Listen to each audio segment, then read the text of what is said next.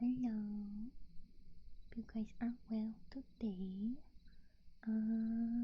Actually, we'll put these away. But kinda like having the leaves.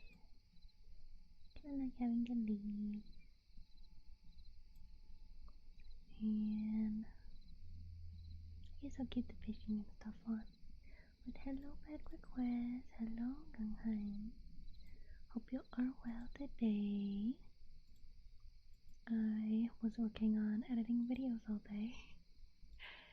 And even though I spent all day on it, I only got like 10 shorts done. Because there's a lot of editing in it. I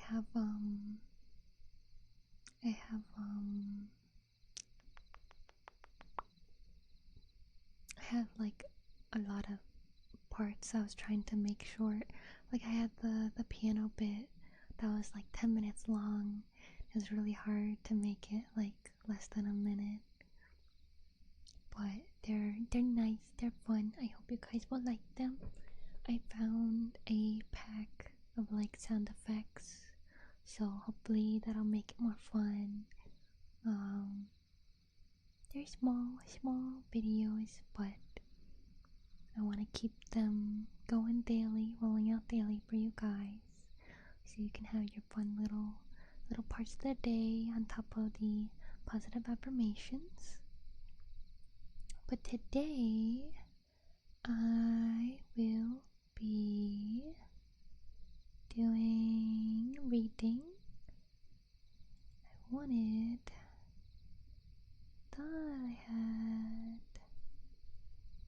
I had fireplace and stuff sound effects, but I suppose just the nighttime sound effects will do for the day for the Lord of the Rings. I want to move things a little bit. Maybe have this move up and have this move here, and Kitty can be on top.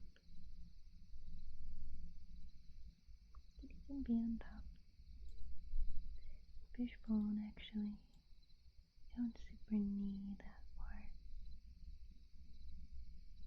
so we'll have it be like that. Yeah, here we go. Now there's plenty of room for you guys. Hello, hi, child. Welcome in, help you with today. And it feels weird having everything on like one side. Maybe should put the kitty over here so they're on like the little grass patch. And then I'll move Fishbone back down. Yeah, I think I'll go with that. Okay, today we are reading my favorite book series. I combined The Lord of the Rings and The Hobbit together as my favorites. But, we read The Hobbit last year or the year before. But we're gonna read The Fellowship of the Ring now.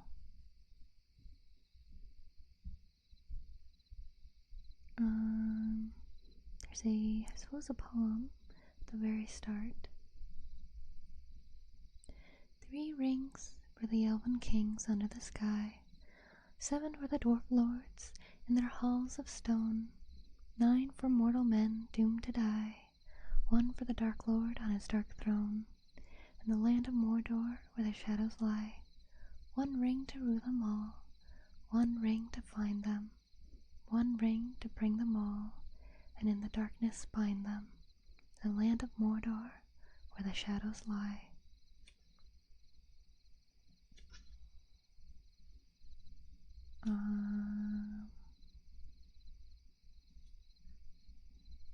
Let's see.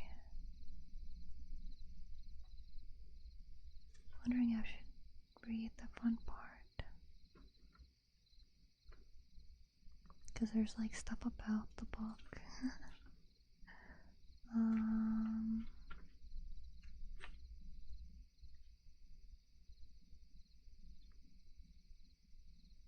Yeah, I'll skip the like fun facts. Hello, dismiss and crud. What coming up, guys? Are well today. So let's start chapter 1. A long expected party. When Mr. Bilbo Baggins of Bag End announced that he would shortly be celebrating his 11st birthday with a party of special magnificence, there was much talk and excitement in Hobbiton. Bilbo was very rich and very peculiar, and had been the wonder of the Shire for 60 years, ever since his remarkable disappearance and unexpected return. The riches he had brought back from his travels had now become a local legend, and it was popularly believed, whatever the old folk might say, that the hill at Bag End was full of tunnels stuffed with treasure. And if that was not enough for fame, there was also his prolonged vigor to marvel at. Time wore on, but it seemed to have little effect on Mr. Baggins. At 90, he was much the same as at 50, and at 99, they began to call him well preserved, but unchanged would have been nearer the mark. There was some that shook their heads and thought this was too much of a good thing. It seemed unfair that anyone should possess apparently perpetual youth, as well as reputedly inexhaustible wealth. It will have to be paid for, they said. It isn't natural, and trouble would come of it.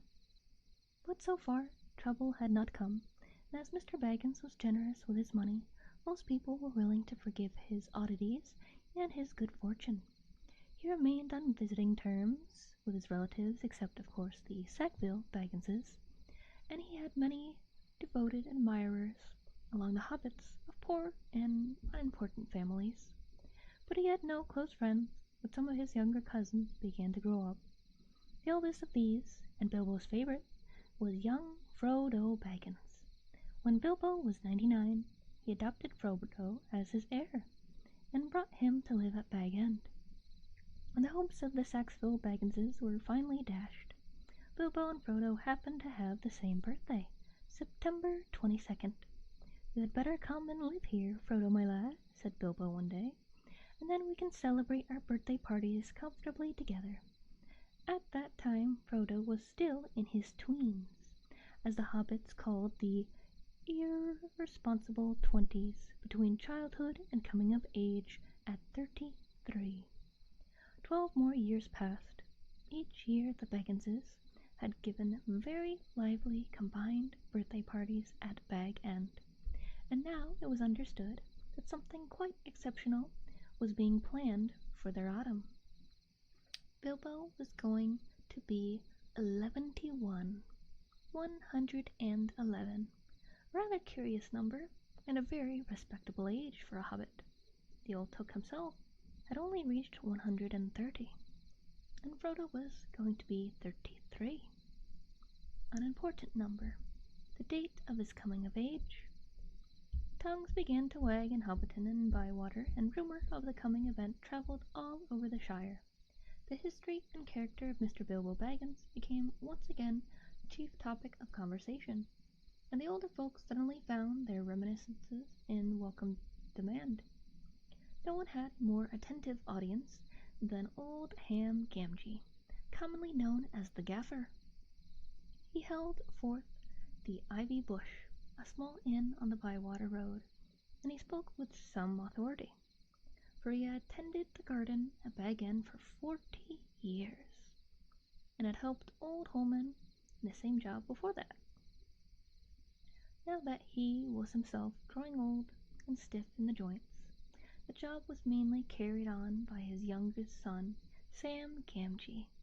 Both father and son were on very friendly terms with Bilbo and Frodo. They lived on the hill itself, in number 3 Bagshot Row, just below Bag End. A very nice, well-spoken, gentle hobbit is Mr. Bilbo, as I've always said, the gaffer declared, with perfect truth, for Bilbo was very polite to him, calling him Master Hamfest, and consulting him constantly upon the growing of vegetables. In the matter of roots, especially potatoes, the gaffer was recognized as the leading authority by all in the neighborhood, including himself. But what about this Frodo that lives with him? Asked old Noakes of Bywater. Baggins is his name, and he's more than half a brandy-buck, they say. It beats me why any Baggins of Hobbiton should go looking for a wife away there in Buckland, where folks are so queer. And no wonder they're queer, put in Daddy Two-Foot, the gaffer's next-door neighbor. If they live on the wrong side of the Brandywine River, and right again, the Old Forest, that's a dark, bad place, if half the tales be true. You're right, Dad, said the gaffer. Not that the Brandybucks of Buckland live in the Old Forest, but they're a queer breed, seemingly. They fool about with boats on the big river, and that isn't natural. Small wonder that trouble came of it, I say. But be as it may, Mr. Frodo is a nice young hobbit as you could ever wish to meet, very much like Mr. Bilbo, and in more than looks. After all, his father was a Baggins. A decent, respectable hobbit was Mr. Drogo Baggins. There was never much to tell of him till he was drowned. Drowned, said several voices. They had heard this and other darker rumors before, of course, but hobbits have a passion for family history, and they were ready to hear it again. Well, so they say, said the gaffer. You see, Mr. Drogo, he married poor Miss Primula Brandybuck. She was our Mr. Bilbo's first cousin on the mother side, her mother being the youngest of the old Took's daughters, and Mr. Drogo was his second cousin. So Mr. Frodo, in his first and second cousin, once removed either way, as the saying is, if you follow me, and Mr. Drogo was staying at Brandy Hall with his father-in-law, old Master Gorbodoc, and he often did after his marriage, him being partial to his victuals, and old Gorbodoc keeping a mighty generous table. And he went out boating on the Brandywine River, and he and his wife were drowned, and poor Mr. Frodo, only a child and all. I heard they went on the water after dinner in the moonlight, said old Noakes, and it was Drogo's weight that sunk the boat. And I heard that she pushed him in, and he pulled her in after him, said Sandyman, the Hobbiton miller. You shouldn't listen to all you hear, Sandyman, said the gaffer, who did not much like the miller. There isn't no call to go talking of pushing and pulling.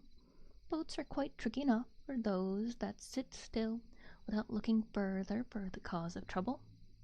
Anyway, there was this Mr. Frodo, left an orphan and stranded, as you might say, among those queer Brandy Bucklanders, being brought up anyhow in Brandy Hall, a regular warren by all accounts.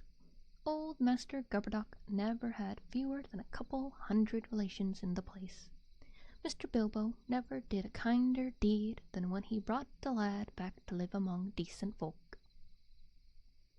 But I reckon it was a nasty shock for those Sackville Bagginses. They thought they were going to get Bag End. That time when he went off and was thought to be dead, and then he came back and orders them off, and he goes on living and living, and never looking a day older, bless him. And suddenly he produces an heir, and has all the papers made out proper. The Sexville Bagginses won't never see the inside of Bag End now, or it is to be hoped not. There's a tidy bit of money tucked away up there, I hear tell, said a stranger, a visitor on business from Michael Delving in the Weather Farthing. All the top of your hill is full of tunnels packed with chests of gold and silver and jewels, but what I've heard... Then you've heard more than I can speak of, answered the gaffer. I know nothing about jewels. Mr. Bilbo is free with his money, and there seems no lack of it, but I know of no tunnel making. I saw Mr. Bilbo when he came back, a matter of 60 years ago, when I was a lad. I'd not long come pretence to old Holman, him being my dad's cousin, but he had me up at Bag End helping him to keep folks from trampling and trespassing all over the garden while the sale was on. And in the middle of it all, Mr. Bilbo comes up the hill with a pony and some mighty big bags and a couple of chests. I don't doubt they were mostly full of treasure that he had picked up in foreign parts, where there be mountains of gold, they say, but there wasn't enough to fill tunnels. But my lad Sam will know more of that. He's in and out to Bag End, crazy about stories of the days, the old days he is, and he listens to all of Mr. Bilbo's tales. Mr. Bilbo has learned him his letters, meaning no harm, mark you, and I hope no harm will come of it. Elves and dragons, I says to him. Cabbages and potatoes are better for me and you. Don't go getting mixed up in the business of your better, or you'll land in trouble too big for you, I says to him. And I might say it to others, he added, with a look at the stranger and the miller. But the gaffer did not convince his audience. The legend of Bilbo's wealth was now too firmly fixed in the mind of the younger generation of hobbits. Ah, but he has likely enough been adding to what he brought at first, argued the miller, voicing common opinion. He's often away from home, and look at the outlandish folk that visit him, dwarves coming at night, and that old wandering conjurer Gandalf and all. You can say what you like, gaffer, but Bag End's a queer place, and its folk are queer. And you can say what you like about what you know no more of than you do of boating, Mr. Sandyman, retorted the gaffer, disliking the miller even more than usual. That's been queered than we could do with a bit more queerness in these parts. There's some not far away that wouldn't offer a pint of beer to a friend if they lived in a hole and with golden walls, but they do things proper at Bag End. Our Sam says to everyone's going to be invited to the party.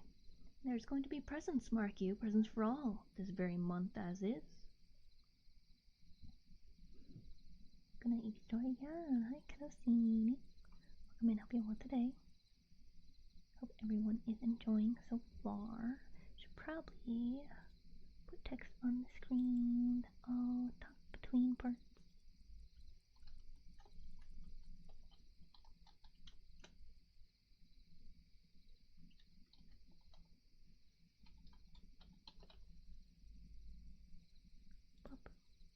Pop.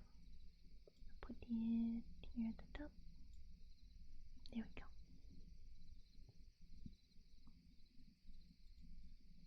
I also, real quick,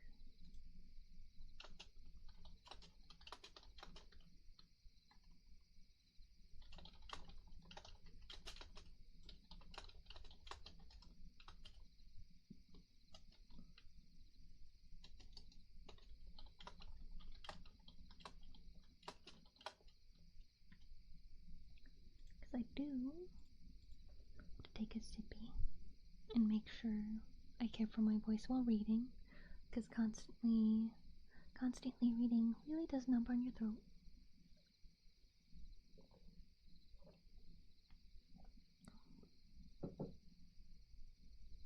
But I want to read for a while. So let us continue.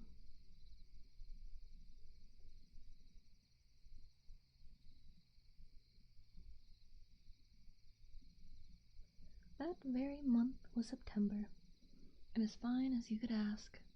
A day or two later, a rumor, proudly started by the knowledgeable Sam, was spread about that there were going to be fireworks. Fireworks, what is more, such as had not been seen in the Shire for nigh on a century. Not indeed since the old Took died. Days passed, and the day drew near. An odd-looking wagon, laden with odd-looking packages, rolled into Hobbiton one evening, and toiled up the hill to Bag End. The startled hobbits peered out of lamplit doors to gape at it. It was driven by outlandish folk, singing strange songs. Dwarves with long beards and deep hoods. Few of them remained at Bag End. At the end of the second week in September, a cart came in through Bywater, from the direction of the Brandywine Bridge in broad daylight. An old man was driving it all alone. He wore a tall, pointed blue hat, a long grey cloak, and a silver scarf.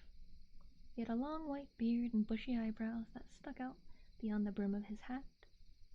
Small hobbit children ran after the cart, all through Hobbiton and right up the hill. It had a cargo of fireworks, and they rightly guessed. At Bilbo's front door the old man began to unload. There were great bundles of fireworks of all sorts and shapes, each labeled with a large red G and the elf rune. That was Gandalf's mark, of course, and the old man was Gandalf the wizard, whose fame in the Shire was due mainly to his skill with fires, smokes, and lights. His real business was far more difficult and dangerous. The Shire folk knew nothing of it. To them he was just one of the attractions at the party, hence the excitement of the hobbit children. "G for grand," they shouted, and the old man smiled. They knew him by sight, though he only appeared in Hobbiton occasionally, and never stopped long. But neither they nor any of the oldest for their elders had seen one of his fireworks displays. They now belonged to the legendary past. When the old man, helped by Bilbo and some dwarves, had finished unloading, Bilbo gave a few pennies away, but not a single squib or cracker was forthcoming, to the disappointment of the onlookers. "I don't know you now," said Gandalf. "You will get plenty when the time comes." Then he disappeared inside with Bilbo, and the door was shut. The young hobbits stared at the door in vain for a while, and they made off, feeling that the day of the party would never come. Inside Bag End, Bilbo and Gandalf were sitting at the open window of a small room looking out west on the garden. The late afternoon was bright and peaceful.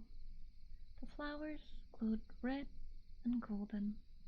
Snapdragons and sunflowers and nasturtiums trailing all over the turf walls and peeping in at the round windows.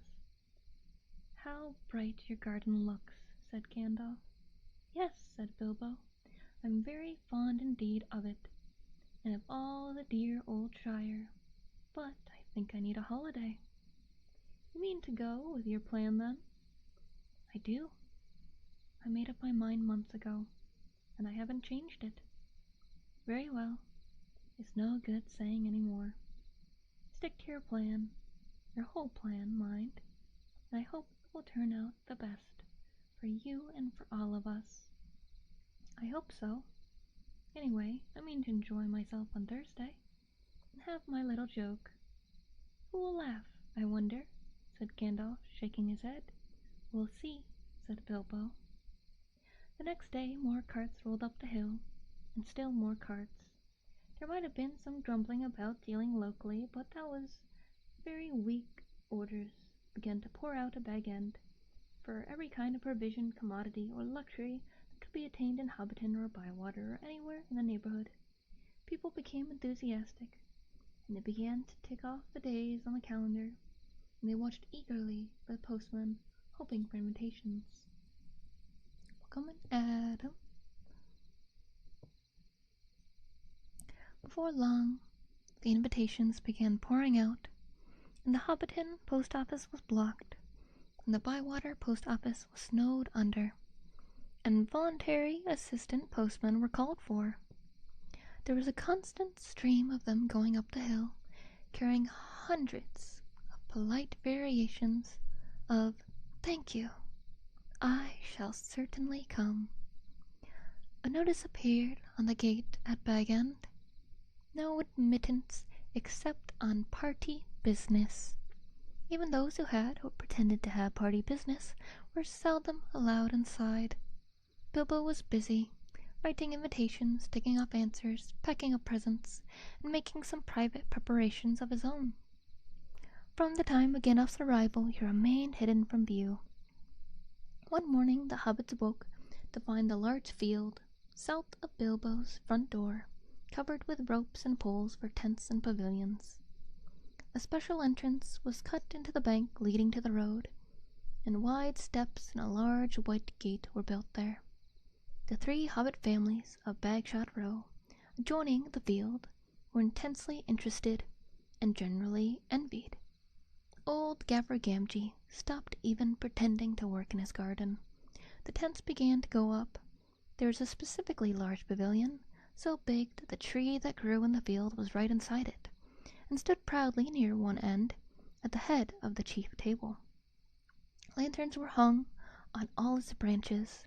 More promising still to the hobbit's mind, an enormous open-air kitchen was erected in the north corner of the field, a draught of cooks from every inn and eating-house for miles around, arriving to supplement the dwarves and other odd folk that were quartered at Bag End. Excitement rose to its height, and the weather clouded over. That was on Wednesday, the eve of the party. Anxiety was intense. Then Thursday, September the 22nd, actually dawned. The sun got up. The clouds vanished. Flags were unfurled and the fun began. Bilbo Baggins called it a party, but it was really a variety of entertainments rolled into one. Practically everybody lived near was invited. Very few were overlooked by accident, but as they turned up all the same, that did not matter. Many people from other parts of the Shire were also asked, and there were even a few from outside the borders. Bilbo met the guests and additions at the new White Gate in person. He gave away presents to all the Sandry. The latter were those who went out again by the back way and came in again by the gate. Hobbits give presents to other people on their own birthdays. Not very expensive ones, as a rule, and not lavishly as on this occasion, but it was not a bad system. Actually, in Hobbiton and Bywater, every day in the year it was somebody's birthday, and every hobbit in those parts had a fair chance of at least one present at least once a week. But they never got tired of them. On this occasion the presents were unusually good. The hobbit children were so excited that for a while they almost forgot about eating. There were toys the like of which they'd never seen before, all beautiful and some obviously magical. Many of them had indeed been ordered a year before, and had come all the way from the mountain and from Dale, and were of real dwarf make. When every guest had been welcomed and was finally inside the gate, there were songs, dances, music, games, and of course food and drink. There were 3 official meals, lunch, tea, and dinner, or supper, but a lunch and tea were marked chiefly by the fact that at those times all the guests were sitting down and eating together.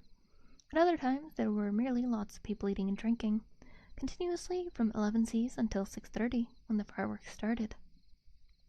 The fireworks were by Gandalf. They were not only brought by him, but designed and made by him, and the special effects, set pieces, and flights of rockets were let off by him. But there were also generous distribution of squibs, crackers, backwrappers, sparklers, torches, dwarf candles, elf fountains, goblin barkers, and thunderclaps. They were all superb. The art of Gandalf improved with age. There were rockets like a flight of scintilling birds singing with sweet voices. There were green trees with trunks of dark smoke. Their leaves opened like a whole spring unfolding in a moment, and their shining branches dropped glowing flowers down upon the astonished hobbits, disappearing with a sweet scent just before they touched their upturned faces. There were fountains of butterflies that flew glittering into the trees. There were pillars of colored fires that rose and turned into eagles, or sailing ships, or phalanx of flying swans. There was a red thunderstorm and a shower of yellow rain. and was a forest of silver spears that sprang suddenly into the air with a yell like an embattled army, and came down again into the water with a hiss like 100 hot snakes. And there was also one last surprise in honor of Bilbo, and it startled the hobbits exceedingly, as Gandalf intended. The lights went out, a great smoke went up. It shaped itself like a mountain seen in the distance, and began to glow at the summit. It spouted green and scarlet flames. Out flew a red golden dragon, not life-size, but terribly lifelike. Fire came from his jaws. His eyes glared down, there was a roar, and he whizzed 3 times over the heads of the crowd. They all ducked, and many fell flat on their faces. The dragon passed like an express train, turned a somersault, and burst over Baitwater with a defying explosion. "That is the signal for supper," said Bilbo. The pain and alarm vanished at once, and the prostrate hobbits leaped to their feet. There was a splendid supper for everyone, that is, except those involved, except those invited to the special family dinner party. Hey, McBuddy, what can I help you with today?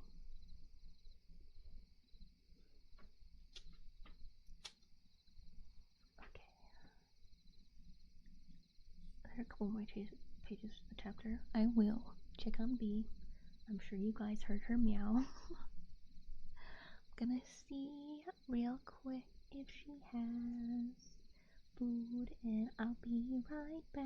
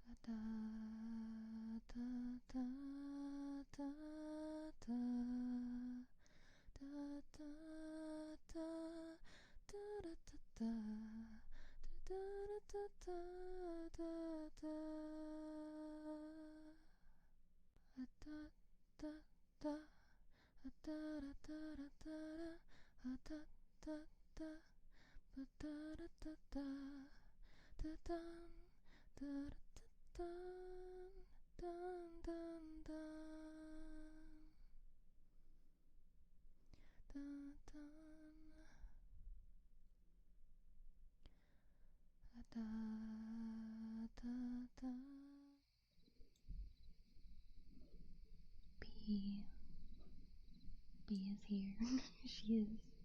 She's on her seat.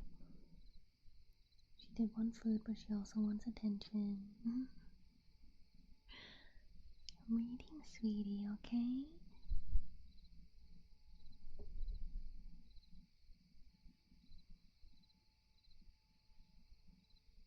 We'll cuddle more later, okay, sweetie?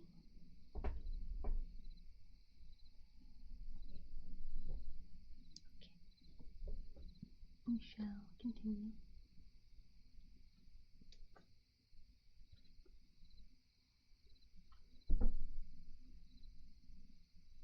Careful, sweetie.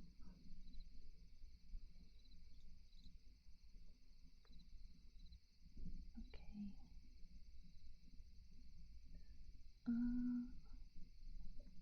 This was held in the great pavilion with the tree.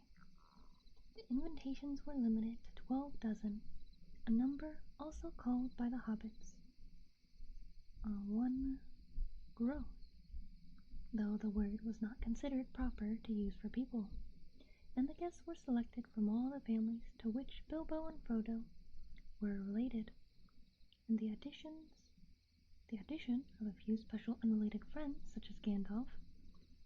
Many young hobbits were included and present by parental permission, for hobbits were easygoing with their children in the matter of sitting up late, especially when there was a chance of getting them a free meal. Bringing up young hobbits took a lot of provender. There were many Bagginses and Boffins, and also many Tooks and Brandybooks. There were various grubs related to Bilbo Baggins' grandmother, various Chubbs connections of the Took's grandfather, and a selection of Brewis, Bulgars, Bracegirdles, Brockhouses, Goodbodies, Hornblowers, and Proudfoots. Come back, thank you. Yes, sweetie. I gave you food. We'll got more later, okay?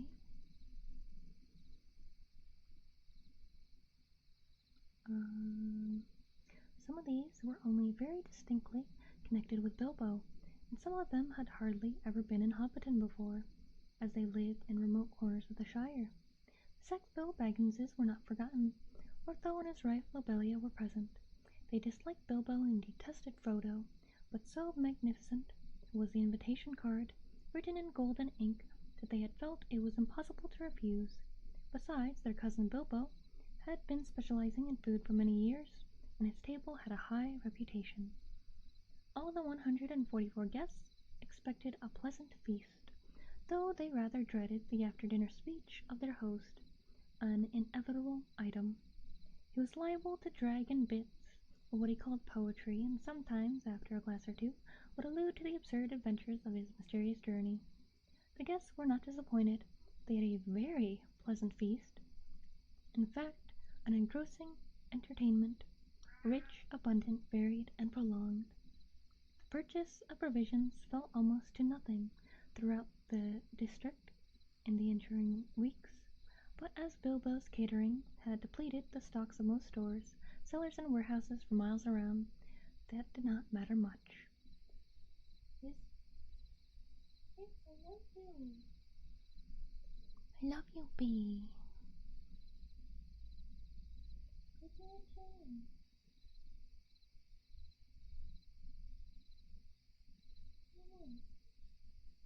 What is it? What is it, sweetie? We'll cuddle after. Eat more of your food.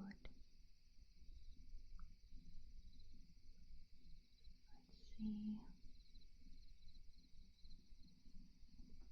After the feast, more or less, came the speech. Most of the company were, however, not in a tolerant mood, and that delightful stage which they called filling up the corners, they were sipping their favorite drinks and nibbling at their favorite dainties, and their fears were forgotten. They were prepared to listen to anything, and to cheer at every full stop. "My dear people," began Bilbo, rising up his place. "Hear, hear, hear," they shouted, and kept on repeating it in chorus, seeming reluctant to follow their own advice. Bilbo left his place and went and stood on a chair under the illuminated tree. The light of the lanterns fell on his beaming face. Golden buttons shone on his embroidered silk waistcoat. They could all see him standing, waving one hand in the air. The other was in his trouser pocket. "My dear Bagginses and Boffins," he began again, "and my dear Tooks and Brandybucks, and Crubs and Chubs and Broses, and Ham-blowers and Bulgars, Brace-girdles, good bodies, Bockhouses, and proud foots." "Proud feet," shouted an elderly hobbit from the back of the pavilion.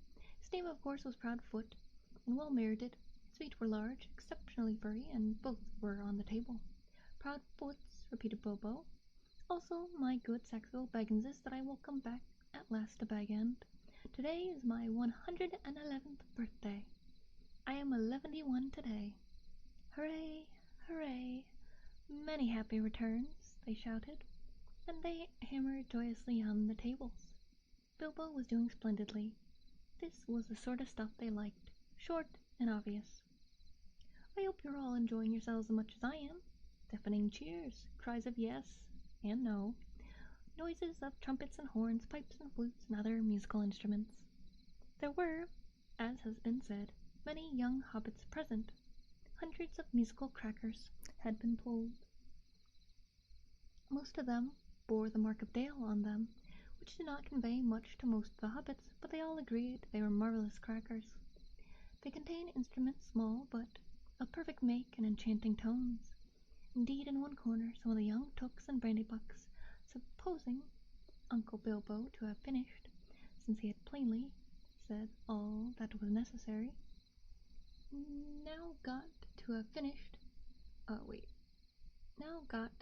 up an impromptu orchestra and began a merry dance tune.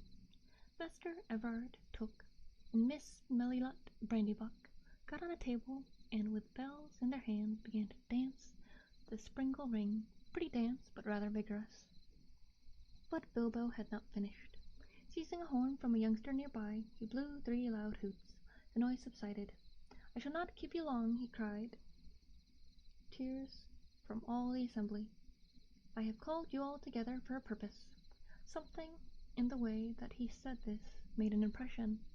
There was almost silence, and only 1 or 2 Tooks pricked up their ears. "Indeed, for 3 purposes. First of all, to tell you that I am immensely fond of you all, and that 1 years is too short a time to live among such excellent and admirable hobbits." Tremendous outburst of approval. I don't know half of you as well as I should like, and I like less than half of you half as well as you deserve. This was unexpected and rather difficult. There was some scattered clapping, but some of them were trying to work it out and see if it came to a compliment. Secondly, to celebrate my birthday, cheers again, I should say, our birthday, for it is, of course, also the birthday of my heir and nephew Frodo. He comes of age and into his inheritance today. Some affectionate clapping by the elders, some loud shouts of Frodo, Frodo, jolly old Frodo, from the juniors. The Saxville Bagginses scowled and wondered what was meant by coming into his inheritance. Together we score 144. Your numbers were chosen to fit this remarkable total. One gross, if I may use the expression. No cheers. This was ridiculous. Many of his guests, and especially the Saxville Bagginses, were insulted, feeling sure they had only been asked to fill up the required number like goods in a package. One gross indeed. Vulgar expression. If I may be allowed to refer to ancient history, the anniversary of my arrival by barrel at Esgaroth on the Long Lake, though the fact that it was my birthday slipped my memory on that occasion. I was only 51 then, and birthdays did not seem so important. The banquet was very splendid, however, though I had a bad cold at the time. I remember, and could only say, Degulerebach. I now repeat it more correctly. Thank you very much for coming to my little party. Obstinate silence. They all feared that a song or some poetry was now imminent, and they were getting bored. Why couldn't he stop talking and let them all drink his health? But Bilbo did not sing or recite. He paused for a moment. Thirdly and finally, he said, I wish to make an announcement. He spoke this last word so loudly and suddenly that everyone sat up who still could.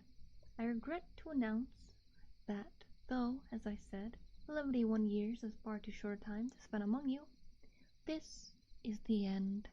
I am going. I am leaving now. Goodbye. Thank you for the 4 months, Captain Loaded. Thank you. From New Zealand. Oh, that's perfect for what we're doing.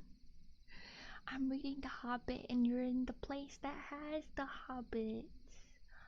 Yay!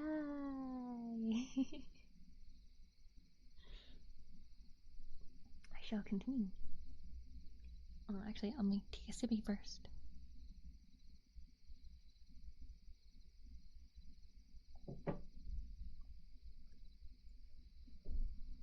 Okay. He stepped down and vanished. There was a blinding flash of light, and the guests all blinked. When they opened their eyes, Bilbo was nowhere to be seen. 144 flabbergasted hobbits sat back speechless. Old Odo Proudfoot removed his feet from the table and stamped. Then there was a dead silence until suddenly, after several deep breaths, every Baggins, Boffin, Took, Brandybuck, Grubchub, Burrows, Bulger, Bracegirdle, Brockhouse, Goodbody, Harblower, and Proudfoot began to talk at once. It was generally agreed that the joke was in very bad taste, and more food and drink were needed to cure the guests of shock and annoyance. He's mad. I always said so. Was probably the most popular comment. Even the Tooks, with a few exceptions, thought Bilbo's behavior was absurd. For the moment, most of them took it for granted, and that his disappearance was nothing more than a ridiculous prank. But old Rory Brandybuck was not so sure. Neither age nor an enormous dinner had clouded his wits, and he said to his daughter-in-law, Esmeralda, "There's something fishy in this, my dear. I believe that Mad Baggins is off again, silly old fool, but why worry? He hasn't taken the victuals with him. He called loudly to Frodo to send the wine around again. Frodo was the only one present who had said nothing. For some time he had sat silent beside Bilbo's empty chair, and ignored all remarks and questions. He had enjoyed the joke, of course, even though he had been in the know. He had difficulty in keeping from laughter at the indignant surprise of the guests, but at the same time he felt deeply troubled. He realized suddenly that he loved the old hobbit dearly.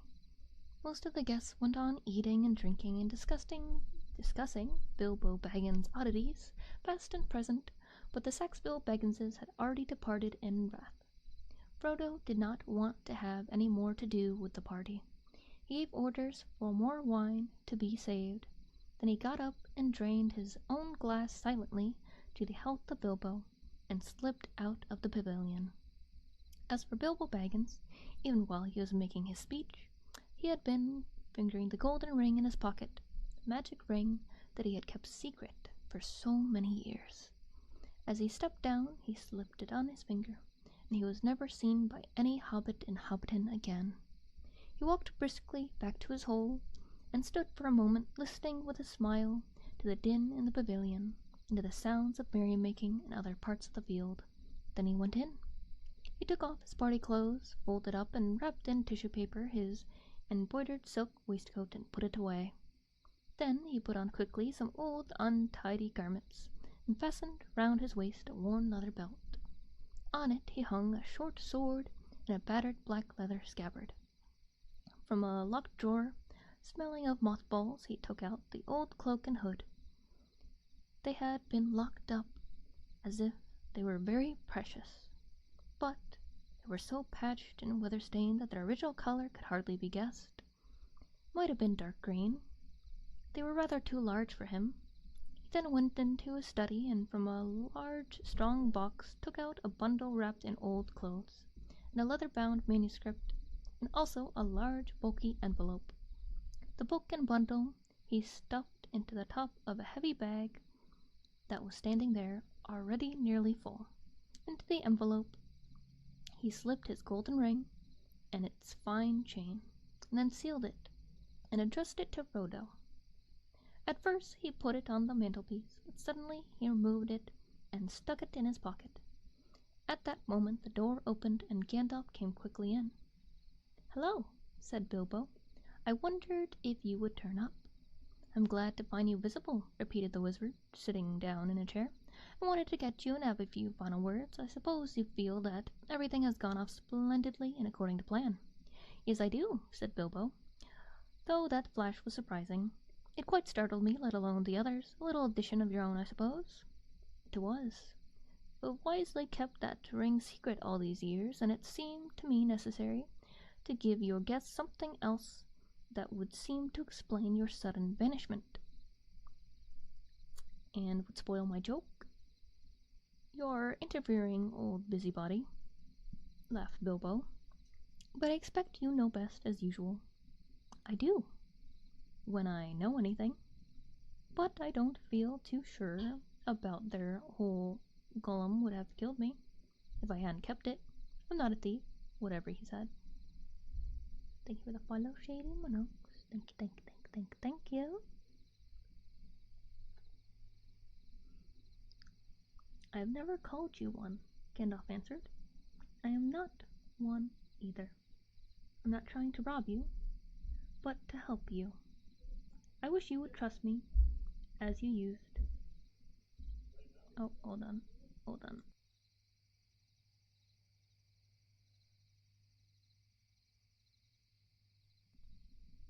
Sorry, landlord and his lady were going by. I'll do that one again. "I have never called you one," Gandalf answered. "I am not one either. I am not trying to rob you, but to help you. I wish you would trust me, as you used to." He turned away, and the shadow passed. It seemed to dwindle again to an old grey man, bent and troubled. Bilbo drew his hand over his eyes. "I am sorry," he said. I felt so queer, and yet it would be a relief in a way not to be bothered with it any more. It has been so growing on my mind lately. Sometimes I have felt it was like an eye looking at me. I was always wanting to put it on and disappear. Don't you know? Or wondering if it is safe, and pulling it out to make sure. I tried locking it up, but I found I couldn't rest without it in my pocket. I don't know why, and I don't seem able to make up my mind. Then trust mine, said Gandalf. It is quite made up. Go away and leave it behind. Stop possessing it. Give it to Frodo, and I will look after him. Bilbo stood for a moment, tense and undecided. Presently he sighed. All right, he said with an effort. I will. Then he shrugged his shoulders and smiled rather ruefully. After all, that's what this party business was all about, really. To give away lots of birthday presents and somehow make it easier to give it away at the same time. It hasn't made it any easier in the end, but it would be a pity to waste all my preparations. It would quite spoil the joke. Indeed, it would take away the only point I ever saw in the affair, said Gandalf. Very well, said Bilbo. It goes to Frodo with all the rest. He drew a deep breath. And now I really must be starting. Somebody else will catch me. I have said goodbye. I couldn't bear to do it all over again. Picked up his bag and moved to the door. You have still got the ring in your pocket, said the wizard. Well, so I have, cried Bilbo, and my will and all the other documents too. You had better take it and deliver it for me. That will be safest. No, don't give the ring to me, said Gandalf. Put it on the mantelpiece. It will be safe enough there till Frodo comes. I shall wait for him. Bilbo took out the envelope, but just as he was about to set it by the clock, his hand jerked back, and the packet fell on the floor. Before he could pick it up, the wizard stopped and seized it and set it in its place. Spasm of anger passed swiftly over the hobbit's face again. Suddenly it gave way to a look of relief with a laugh. Well, that's that, he said. Now I'm off. They went out into the hall. Bilbo chose his favorite stick from the stand, and he whistled. 3 dwarves came out of different rooms where they had been busy. Is everything ready? Asked Bilbo. Everything packed and labeled? Everything, they answered. Well, let's start then. He stepped out of the front door. It was a fine night, and the black sky was dotted with stars. He looked up, sniffing the air. What fun! What fun to be off again, off on the road with dwarves. This is what I was really longing for years. Goodbye, he said, looking at his old home and bowing to the door. Goodbye, Gandalf. Goodbye for the present, Bilbo. Take care of yourself. You are old enough, and perhaps wise enough. Take care. I don't care. Don't you worry about me. I am as happy now as I have ever been, and that is saying a great deal. But the time has come. I am being swept off my feet at last, he added, and then in a low voice, as if to himself, he sang softly in the dark. The road goes ever on and on, down from the door where it began. Now far ahead the road has gone, I must follow if I can, pursuing it with eager feet, until it joins some larger way, where many paths and errands meet, and whither then I cannot say. He paused, silent for a moment. Then without another word, he turned away from the lights and voices in the fields and tents, and followed by his 3 companions went round into the garden, and trotted down the long sloping path. He jumped over a low place, and the hedge at the bottom, and took in the meadows, passing into the night like a rustle of wind in the grass. Gandalf remained for a while, staring after him into the darkness. "Goodbye, my dear Bilbo, until our next meeting," and said softly and went back indoors. Frodo came in soon afterwards and found him sitting in the dark, deep in thought. "Has he gone?" he asked. "Yes," answered Gandalf. "He has gone at last. I hoped until this evening that it was only a joke," said Frodo, "but I know in my heart that he really meant to go. He always used to joke about serious things. I wish I had come back sooner just to see him off." "I think really he preferred slipping off quietly in the end," said Gandalf. "Don't be too troubled. He'll be all right now. He's left the packet for you. There it is." Frodo took the envelope from the mantelpiece and glanced at it, but did not open it. "You'll find his will and all the other documents in there, I think," said the wizard. "You're the master of Bag End now, and also, I fancy, you'll find a golden ring." "The ring!" exclaimed Frodo. Has he left me that? I wonder why. Still, it may be useful." It may not," said Gandalf.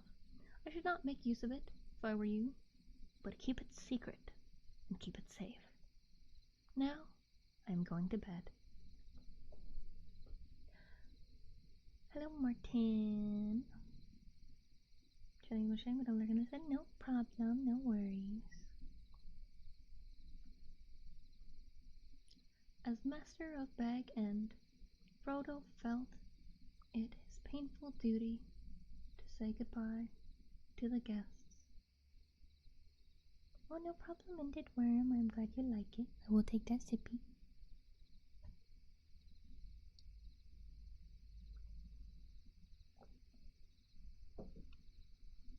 I like trying to read in a way that makes it a bit more fun rather than just reciting it.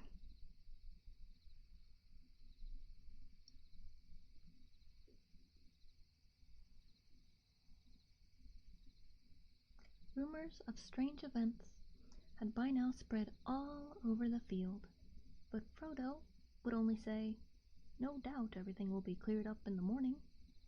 After midnight carriages came for the important folk, one by one they rolled away, filled with full but very unsatisfied hobbits. Gardeners came by, arrangement, and removed in wheelbarrows those that had inadvertently remained behind. Night slowly passed. The sun rose. The hobbits rose rather later. Morning went on. People came and began, by orders, to clear away the pavilions and the tables and the chairs and the spoons and knives and bottles and plates and the lanterns and the flowering shrubs and boxes and the crumbs and cracker paper and brown bags and gloves and handkerchiefs and uneaten food, a very small item. Then a number of other people came without orders, Bagginses and Boffins and Bulgers and Tolks, and other guests that lived or were staying near.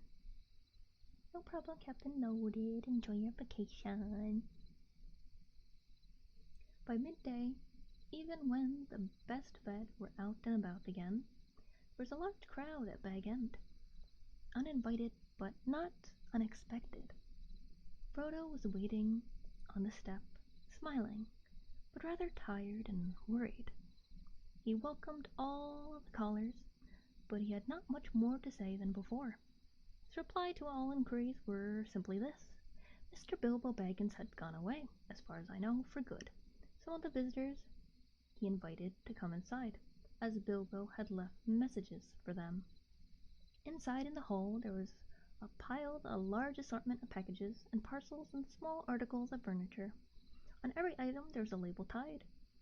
There were several labels of the sort: for Aldred Took, for his very own, from Bilbo, on an umbrella.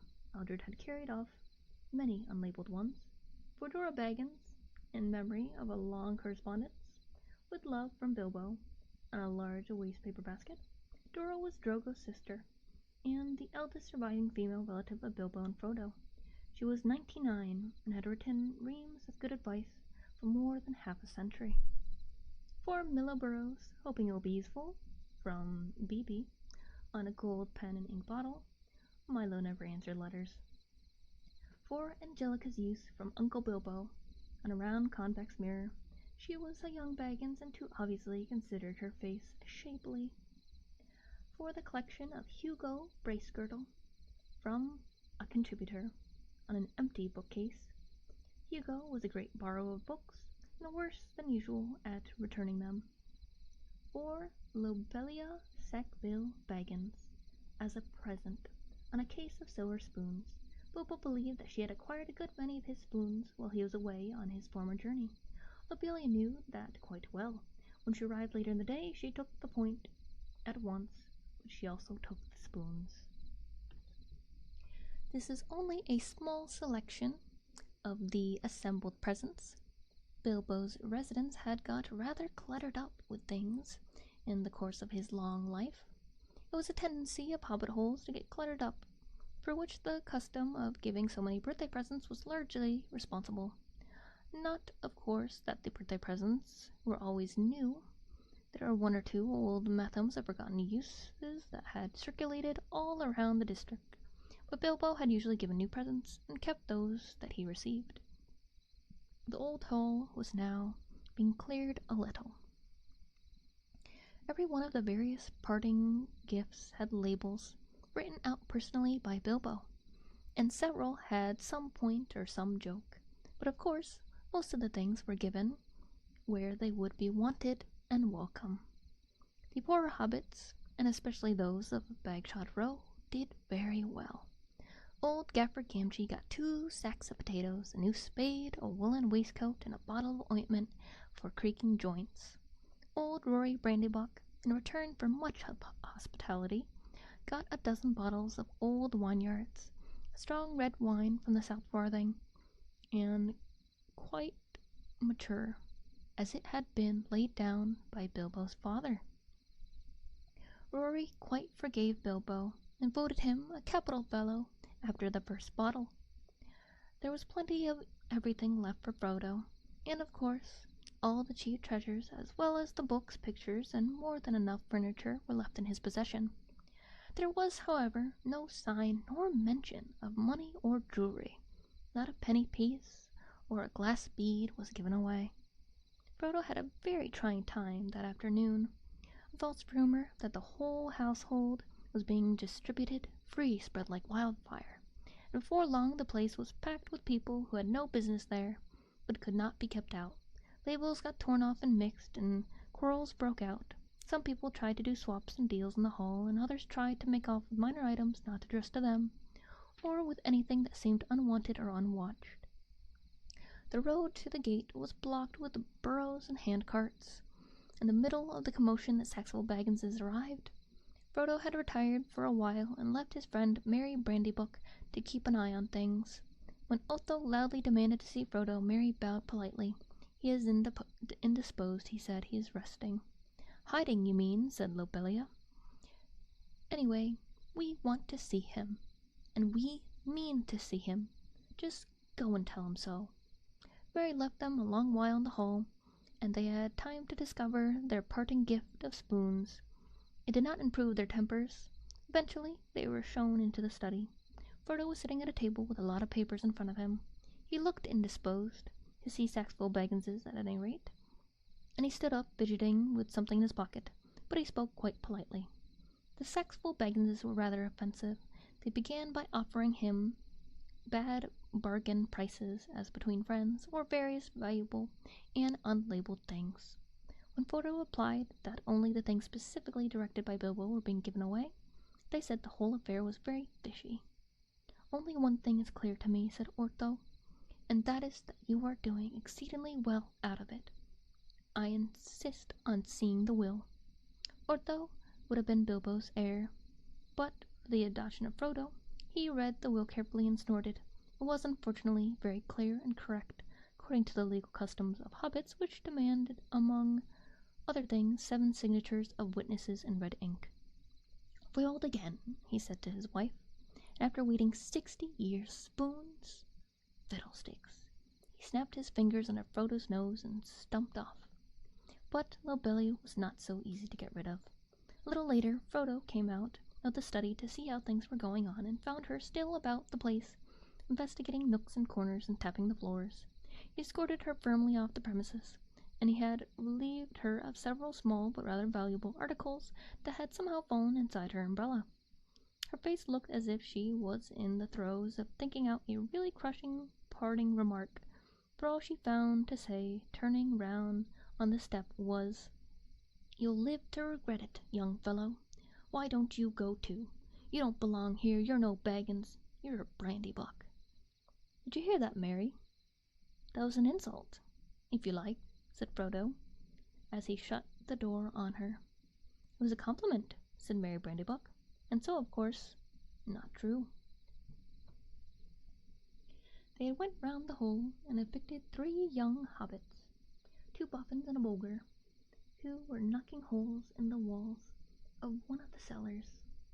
Frodo also had a tussle with young Sancho Proudfoot, old Odo Proudfoot's grandson, who had begun an excavation in the larger pantry, where he thought there was an echo. The legend of Bilbo's gold excited both curiosity and hope, for legendary gold, mysteriously obtained, if not positively ill-gotten, is, as everyone knows, anyone's for the finding, unless the search is interrupted. When he had overcome Sancho and pushed him out, Frodo collapsed on a chair in the hall. "It's time to close the shop, Mary," he said. "Lock the door and don't open it to anyone today, not even if they bring a battering ram." Then he went to receive himself with a belated cup of tea. He had hardly sat down, where there came a soft knock at the front door. Lobelia again, most likely, he thought. She must have thought of something really nasty and have come back again to say it. It can wait. He went on with his tea. The knock was repeated, much louder, but he took no notice. Suddenly the wizard's head appeared at the window. "If you don't let me in, Frodo, I shall blow your door right down your hole and out through the hall," he said. "My dear Gandalf, half a minute," cried Frodo, running out of the room to the door. Come in, I thought it was Lobelia."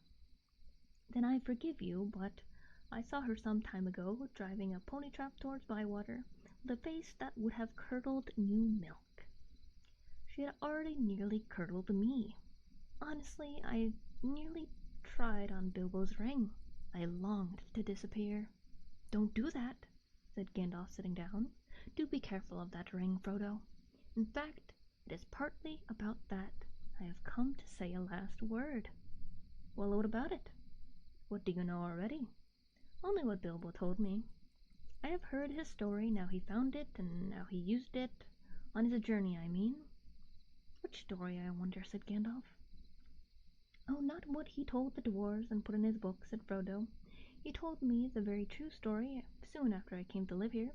He said that you had pestered him till he told you, so I had better know too. No secrets between us, Frodo, he said, but they are not to go any further. It's mine, anyway." "That's interesting," said Gandalf. "Well, what do you think of it all?" "If you mean inviting all of that about a present, well, I thought the true story much more likely, and I couldn't see the point of altering it at all. It was very unlike Bilbo to do so, anyway, and I thought it rather odd." "So did I. But odd things may happen to people that have such treasures if they use them. Let it be a warning to you to be very careful with it. It may have other powers than just making you vanish when you wish to." "I don't understand," said Frodo. "Neither do I," answered the wizard. "I have merely begun to wonder about the ring, especially since last night.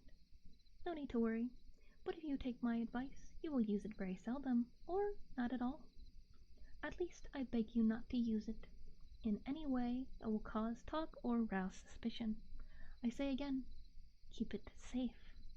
Keep it secret." "You are very mysterious. What are you afraid of?" "I am not certain, so I will say no more. I may be able to tell you something when I come back. I'm going off at once, so this is goodbye for the present." He got up. "At once?" cried Frodo. "Why, I thought you were staying on for at least a week. I was looking forward to your help." "I did mean to, but I have had to change my mind. I may be away for a good while, but I'll come and see you again as soon as I can. Expect me when you see me. I shall slip in quietly. I shan't often be visiting the Shire openly again. I find that I have become rather unpopular. They say I am a nuisance and disturber of the peace. Some people are actually accusing me of sprinting Bilbo away, or worse. If you want to know, there's supposed to be a plot between you and me to get rid of his wealth. Some people, exclaimed Frodo. You mean Otho and Lobelia? How abominable. I would give them Bag End and everything else if I could get Bilbo back and go off tramping in the country with him. I love the Shire, but I began to wish somehow that I had gone too. I wonder if I shall ever see him again. So do I, said Gandalf, and I wonder many other things. Goodbye now. Take care of yourself. Look out for me, especially at unlikely times. Goodbye.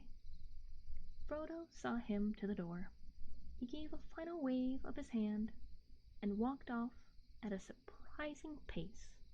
But Frodo thought the old wizard looked unusually bent, almost as if he was carrying a great weight. The evening was closing in, and his cloaked figure quickly vanished into the twilight. Frodo did not see him again for a long time. That was chapter 1. It took nearly an hour and a half. Oh geez, and that was like 40 pages and there's 400 pages. So, it took me an hour and a half for 40 pages and there's 400. It'll take me like 40 hours to read this book. Oh jeez. Alright. Chapter 2. The Shadow of the Past. The talk did not die down in 9 or even 99 days. The second disappearance of Mr. Bilbo Baggins was discussed in Hobbiton, and indeed all over the Shire, for a year and a day, and was remembered much longer than that. It became a fireside story for young hobbits, and eventually Mad Baggins, who used to vanish with a bang and a flash and reappear with bags of jewels and gold, became a favorite character of legend and lived on long after all the true events were forgotten. But in the meantime, the general opinion in the neighborhood was that Bilbo, who had always been rather cracked, had at last gone quite mad, and had run off into the blue. There he had undoubtedly fallen into a pool or a river and come to a tragic but hardly and ultimately end. The blame was mostly laid on Gandalf. If only the dreaded wizard will leave young Frodo alone, perhaps he'll settle down and grow some hobbit sense, they said. And to all appearance the wizard did leave Frodo alone, and he did settle down, but the growth of hobbit sense was not very noticeable. Indeed, he at once began to carry on Bilbo's reputation for oddity. He refused to go into mourning, and the next year he gave a party in honor of Bilbo's 112th birthday, which he called Hundredweight Feast. But that was short of the mark, for 20 guests were invited, and there were several meals at which it snowed food and rained drinks, so hobbits say. Some were rather shocked, but Frodo kept up the custom of giving Bilbo's birthday party year after year, till they got used to it. He said that he did not think Bilbo was dead. When they asked where is he then, he shrugged his shoulders. He lived alone, as Bilbo had done, but he had a good many friends, especially among younger hobbits, mostly descendants of the old Took, who had as children been fond of Bilbo, and not often in and out of Bag End. Folko Boffin and Fredgar Bolger were two of these, but his closest friends were Peregrine Took, usually called Pippin, and Merry Brandybuck. His real name was Meriadoc, but that was seldom remembered. Frodo went tramping all over the Shire with them, and more often he wandered by himself, and to the amazement of sensible folk, he was sometimes seen far from home walking in the hills and woods under the starlight. Merry and Pippin suspected that he visited the elves at times, as Bilbo had done. As time went on, people began to notice that Frodo also showed signs of good preservation. Outwardly, he retained the appearance of a robust and energetic hobbit, just out of his tweens. Some folk have all the luck, they said. But it was not until Frodo approached the usually more sober age of 50 that they began to think it queer. Frodo himself, after the first shock, found that being his own master in the Mr. Baggins of Bag End was rather pleasant. For some years he was quite happy and did not worry much about the future. But half unknown to himself, the regret that he had not gone with Bilbo was steadily growing.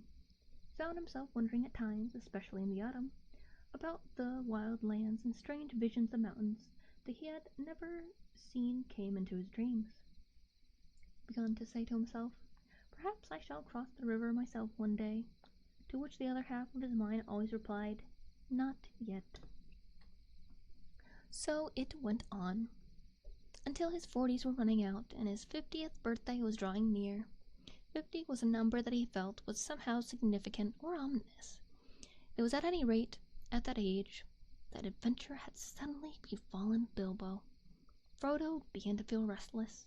The old paths seemed too well trodden. He looked at maps and wondered what lay beyond their edges. Maps made in the Shire showed mostly white specks beyond its borders. He took to wandering further afield, and more often by himself, and Merry and his other friends watched him anxiously.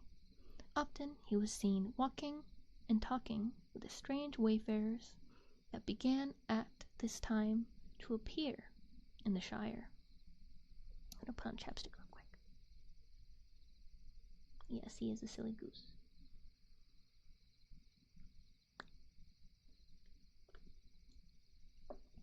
And welcome in. Hope you're well today. I'll take a sippy as well.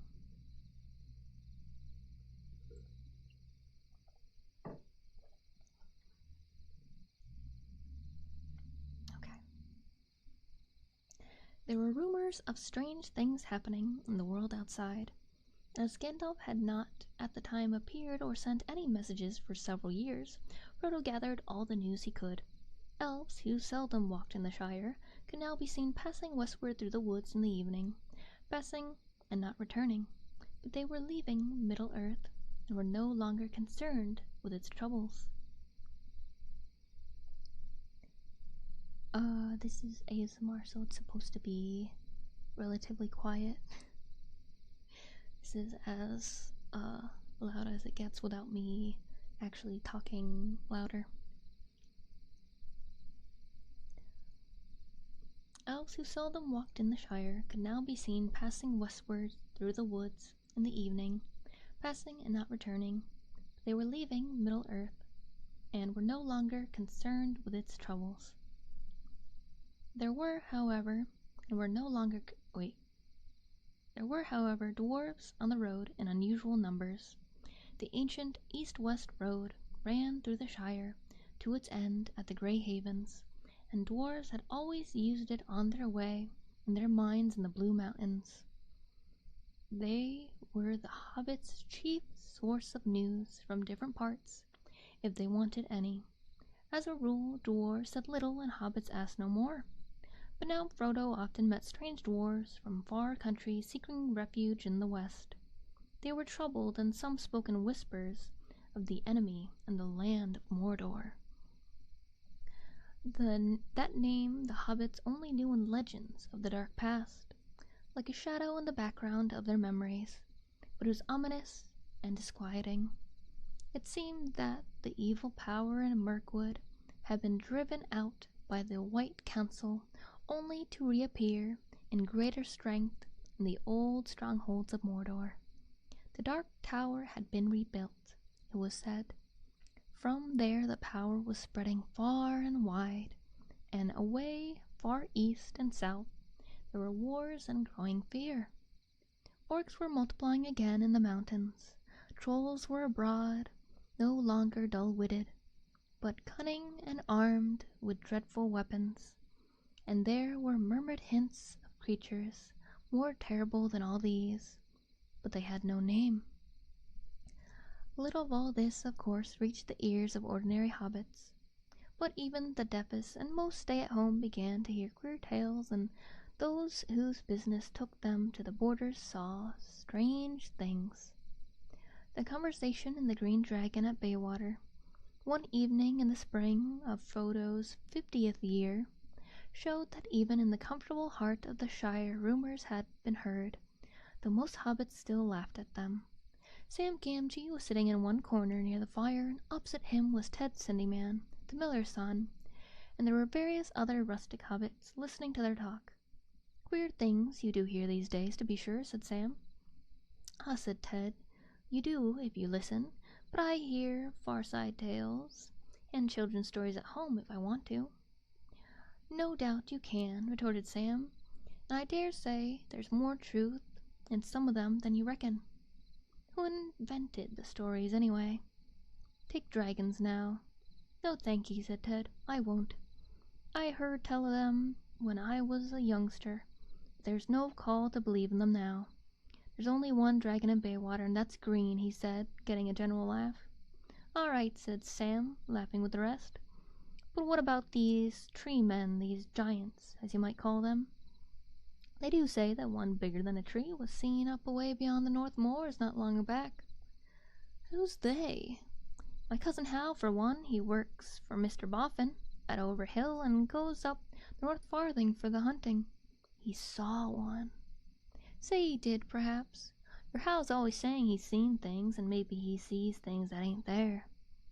But this one was as big as an elm tree, and walking 7 yards to a stride. If it was an inch, then I bet it wasn't an inch. What he saw was an elm tree, as like as not. But this one was walking, I tell you, and there ain't no elm tree on the North Moors." "Then Hal can't have seen one," said Ted. There was some laughing and clapping, and the audience seemed to think that Ted had scored a point. "All the same," said Sam, "you can't deny the others besides our Halfast seen queer folk crossing the Shire. Crossing it, mind you. There are more that are turned back at the borders. The Bunders have never been so busy before." "Thank you for the biddy, Sherlock."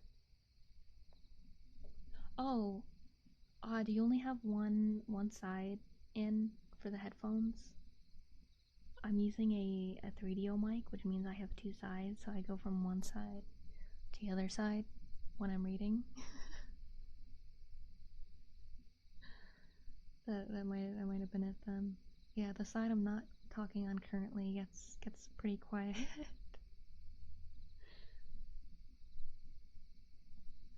Let's see.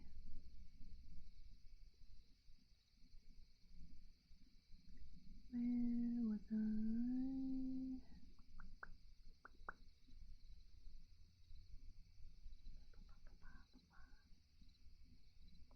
"Now I've heard tell that elves are moving west. They do say they are going to the harbours, out away beyond the White Towers." Sam waved his arm vaguely. Neither he nor any of them knew how far it was to the sea, but past the old towers beyond the western borders of the Shire.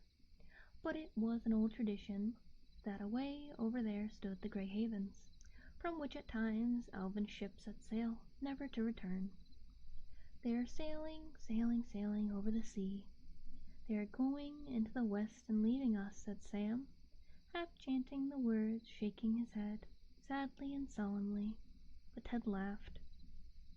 "Well, this isn't anything new, if you believe the old tales, and I don't see what it matters to me or you.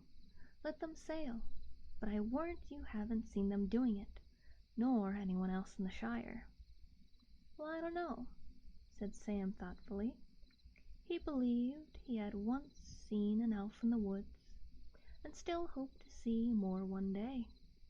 Of all the legends that he had heard in his early years, such fragments of tales and half-remembered stories about the elves as the hobbits knew had always moved him most deeply. "There are some even in these parts as know the fair folk and get news of them," he said. "There's Mr. Baggins now, that I work for. He told me that they were sailing, and he knows a bit about elves. And old Mr. Bobo knew more. Many's the talk I had with him when I was a little lad. Thank you for the follows, Sherlock and Azrael. Thank you, thank you, thank you, thank you, thank you. There even makes it sound way better. Yes, it's supposed to make it sound like I'm really there, like close. Oh, they're both cracked, said Ted. Leastways, old Bilbo's cracked and Frodo's cracking. If that's what you get your news from, you'll never want for moonshine. Well, friends, I'm off home. Your good health. He drained his mug and went out noisily. Sam sat silent and said no more. He had a good deal to think about. For one thing, there was a lot to do up in the Bag End garden, and he would have a busy day tomorrow, if the weather cleared. The grass was growing fast, but Sam had more on his mind than gardening, and after a while he sighed and got up and went out. It was early April, and the sky was now clearing after heavy rain. The sun was down, and a cool, pale evening was quietly fading into night. He walked home under the early stars through Hobbiton and up the hill, whistling softly and thoughtfully. It was just as this time that Gandalf reappeared from his long absence. For 3 years after the party he had been away, and he paid Frodo a brief visit, and after taking a good look at him he went off again. During the next year or two, he had turned up fairly often, coming unexpectedly after dusk, and going off without warning before sunrise. He would not discuss his own business and journeys, and seemed chiefly interested in small news about Frodo's health and doings. Then suddenly his visits had ceased. It was over 9 years since Frodo had seen or heard of him, and he had begun to think that the wizard would never return and had given up all interest in hobbits. But that evening, as Sam was walking home and twilight was fading, there came the once familiar tap on the sturdy window. Frodo welcomed his old friend with surprise and great delight. They looked hard at one another. "Ah, well, said Gandalf. "You look the same as ever, Frodo." "So do you," Frodo replied. Secretly, he thought that Gandalf looked older and more careworn. He pressed him for news of himself and of the wide world, and soon they were deep in talk, and they stayed up far into the night. Next morning, after a late breakfast, the wizard was sitting with Frodo by the open window of the study. A bright fire was on the hearth, but the sun was warm, and the wind was in the south. Everything looked fresh, and the new green of spring was shimmering in the fields and on the tips of the trees' fingers. Gandalf was thinking of a spring, nearly 80 years before, when Bilbo had run at a Bag End without a handkerchief. His hair was perhaps whiter than it had been then, and his beard and eyebrows were perhaps longer, and his face more lined with care and wisdom, but his eyes were as bright as ever, and he smoked and blew smoke rings with the same vigor and delight. He was smoking now in silence, for Frodo was sitting still, deep in thought. Even in the light of morning he felt the dark shadow of the tidings that Gandalf had brought. At last he broke the silence. "Last night you began to tell me strange things about my ring, Gandalf," he said. "And then you stopped because you said that such matters were best left until daylight. Don't you think you had better finish now? You say the ring is dangerous, far more dangerous than I guess. In what way?" "In many ways," answered the wizard. "It's far more powerful than I ever dared to think at first.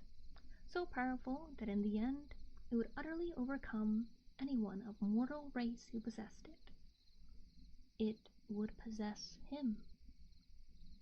In Ergion, Long ago, many elven rings were made, magic rings, as you call them, and they were, of course, of various kinds, some more potent and some less.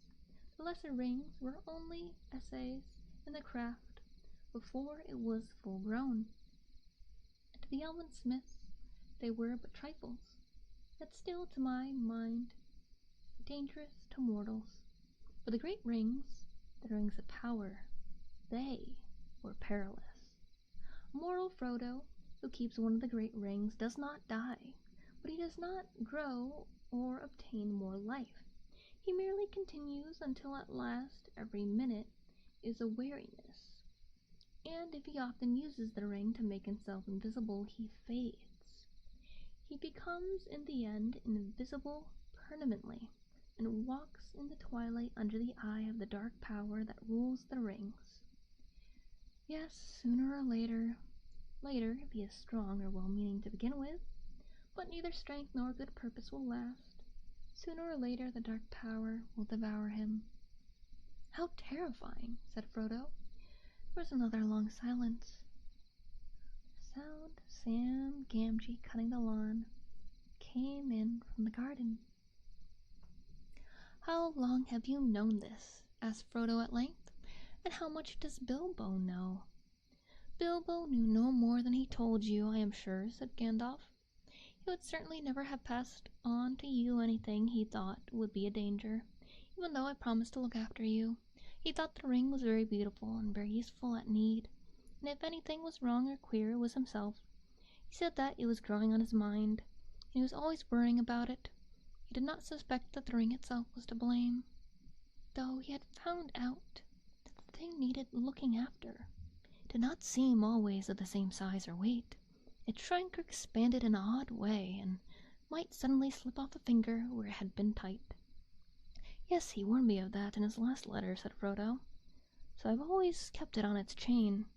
Very wise, said Gandalf. But as for his long life, Bilbo never connected it with the ring at all. He took all the credit for that to himself, and he was very proud of it, though he was getting restless and uneasy. Thin and stretched, he said, a sign that the ring was getting control. Thank you for follow, Nathan. Thank you. Habit. Doing it because you guys like the back and forth.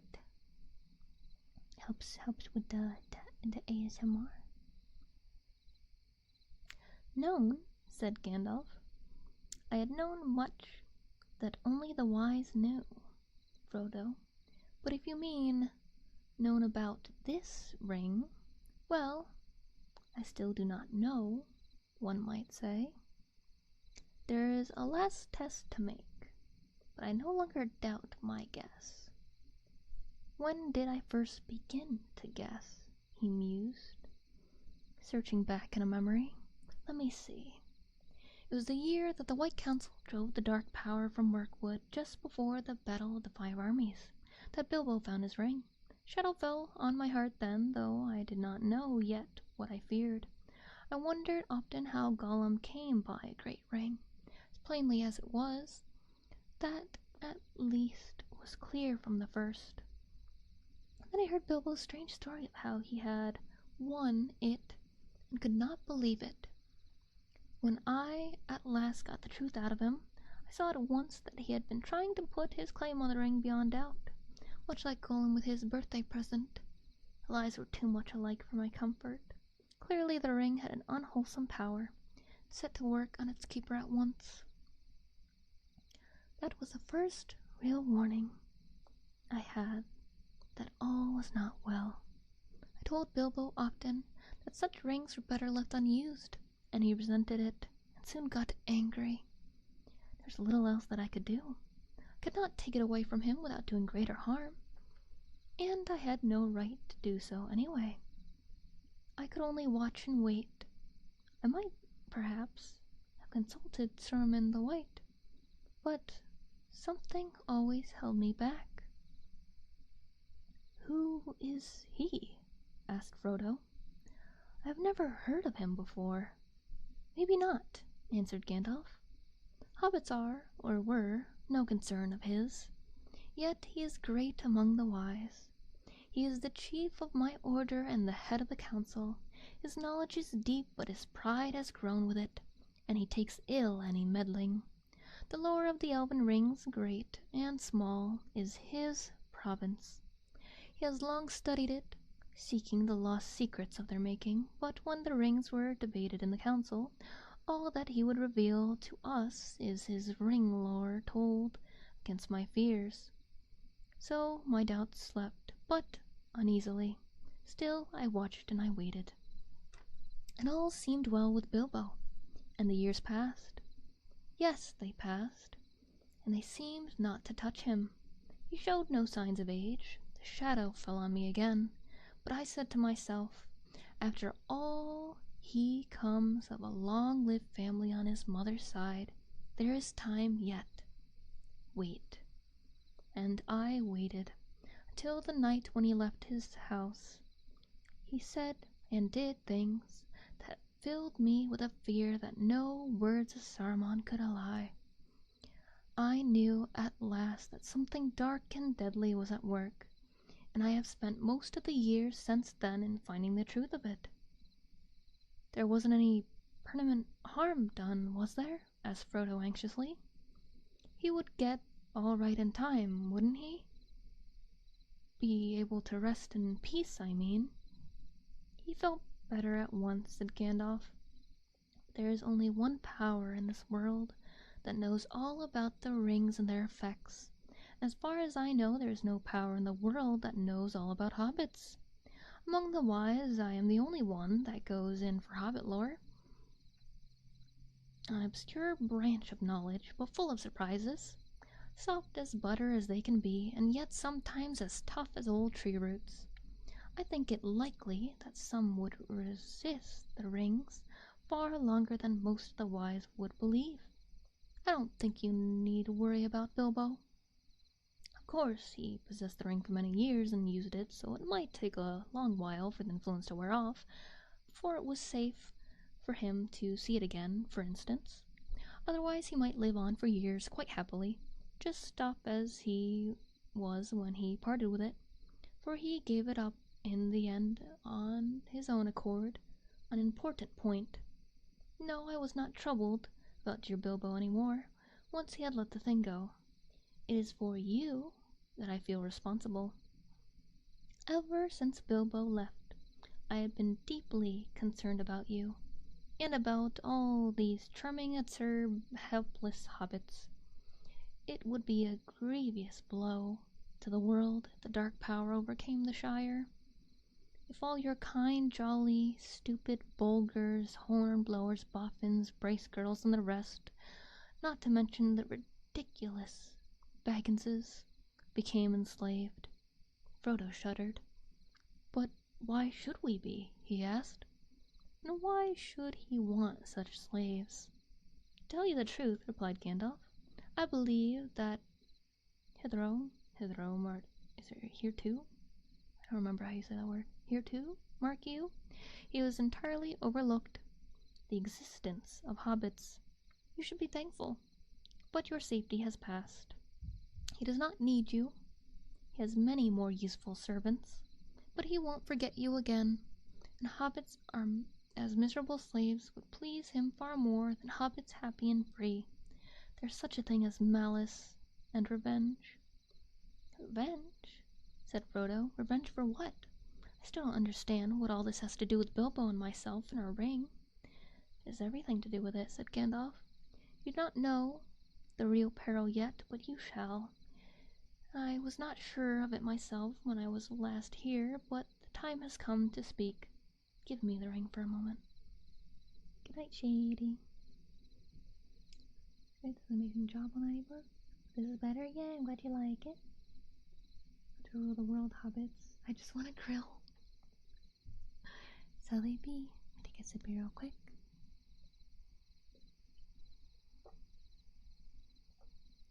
I'm glad you guys are enjoying the reading. A lot more people here than when I read The Hobbit a couple years ago. Because I don't even think I had 1,000 followers on things when I read The Hobbit. Maybe we'll read it again, but The Lord of the Rings is definitely going to take us a while, because it's 3 books. Frodo took it from his breeches pocket, where it was clasped to a chain and hung from his belt. He unfastened it and handed it slowly to the wizard. It felt suddenly very heavy, as if either it or Frodo himself was in some way reluctant for Gandalf to touch it. Gandalf held it up. It looked to be made of pure and solid gold. "Can you see any markings on it?" he asked. "No," said Frodo, "there are none. It is quite plain, and it never shows a scratch or sign of wear." "Well then, look." To Frodo's astonishment and distress, the wizard threw it suddenly into the middle of a glowing corner of the fire. Frodo gave a cry and groped at the tongs, but Gandalf held him back. "Wait," he said in a commanding voice, giving Frodo a quick look from under his bristling brows. No apparent change came over the ring. After a while, Gandalf got up, closed the shutters outside the window, and drew the curtains. The room became dark and silent, though the clack of Sam's shears, now nearer to the windows, could be heard faintly from the garden. For a moment the wizard stood looking at the fire, and he stooped and removed the ring to the hearth with the tongs, and at once picked it up. Frodo gasped. "It's quite cool," said Gandalf. "Take it." Frodo received it on his shrinking palm. It seemed to have become thicker and heavier than ever. "Hold it up," said Gandalf, "and look closely." As Frodo did so, he now saw fine lines, finer than the finest pen strokes, running along the ring, outside and inside. Lines of fire that seemed to form the letters of a flowing script. They shone piercingly bright and yet remote, as if out of a great depth. "I cannot read the fiery letters," said Frodo in a quavering voice. "No," said Gandalf, "but I can. The letters are Elvish, of an ancient mode, but the language is that of Mordor, which I will not utter here. But in the common tongue is what is said close enough: one ring to rule them all, one ring to find them, one ring to bring them all, and in the darkness bind them." It's only 2 lines of a verse, known long in elven lore. 3 rings for the elven kings under the sky, 7 for the dwarf lords in their halls of stone, 9 for mortal men doomed to die, 1 for the Dark Lord on his dark throne. The land of Mordor where the shadows lie, 1 ring to rule them all, 1 ring to find them, 1 ring to bring them all, and in the darkness bind them. The land of Mordor where the shadows lie. He paused, and then said slowly in a deep voice, "This is the Master Ring, the one ring to rule them all. This is the one ring that he lost many ages ago to the great weakening of his power. He greatly desires it, but he must not get it." Frodo sat silent and motionless. Fear seemed to stretch out a vast hand. Up at the hilltops, or the leaves on trees, or the flowers opening in the air, his head and his eyes were downward. Wait, no, I missed a page. Sorry. Bars? When did I say bars?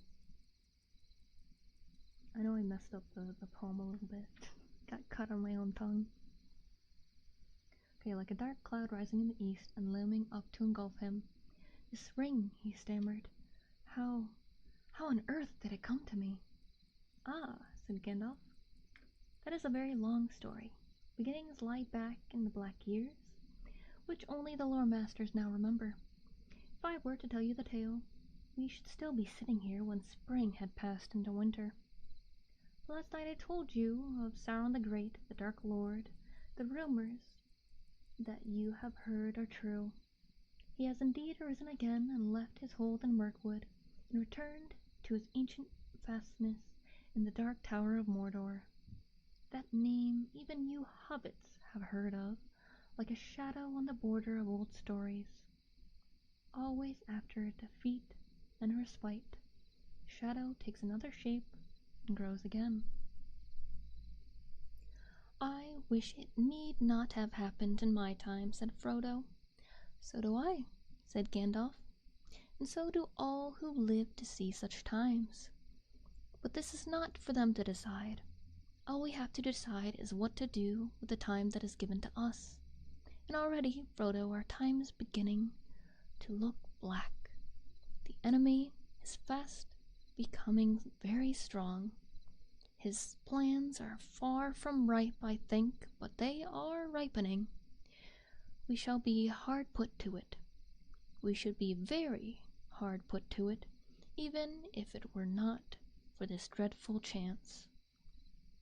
The enemy still lacks one thing to give him strength and knowledge to beat down all resistance, break the last defenses, and cover all the lands in a second darkness. He lacks the one ring. The three fairest of all the elf lords hid from him, and his hand never touched them or sullied them. 7 the dwarf kings possessed, but 3 he had recovered, and the others the dragons have consumed. 9 he gave to mortal men, proud and great, and so ensnared them. Long ago they fell under the dominion of the One. They became ring-wraiths, shadows under his great shadow, his most terrible servants. Long ago, it is many a year since the 9 walked abroad, yet who knows, as the shadow grows once more, they too may walk again. But come, we will not speak of such things, even in the morning of the Shire. So it is now the 9 he had gathered to himself, the 7 also, or else they are destroyed. The 3 are hidden still, but that no longer troubles him. He only needs the one, for he made that ring himself. It is his, and he let a great part of his own former power pass into it, so that he could rule all the others. If he recovers it, then he will command them all again, wherever they may be, even the 3, and all that has been wrought with them will be laid bare, and he will be stronger than ever. And this is the dreadful chance, Frodo. He believed that the One had perished, that the elves had destroyed it, as should have been done. But he knows now that it has not perished, that it has been found. So he is seeking it, and all his thought is bent on it.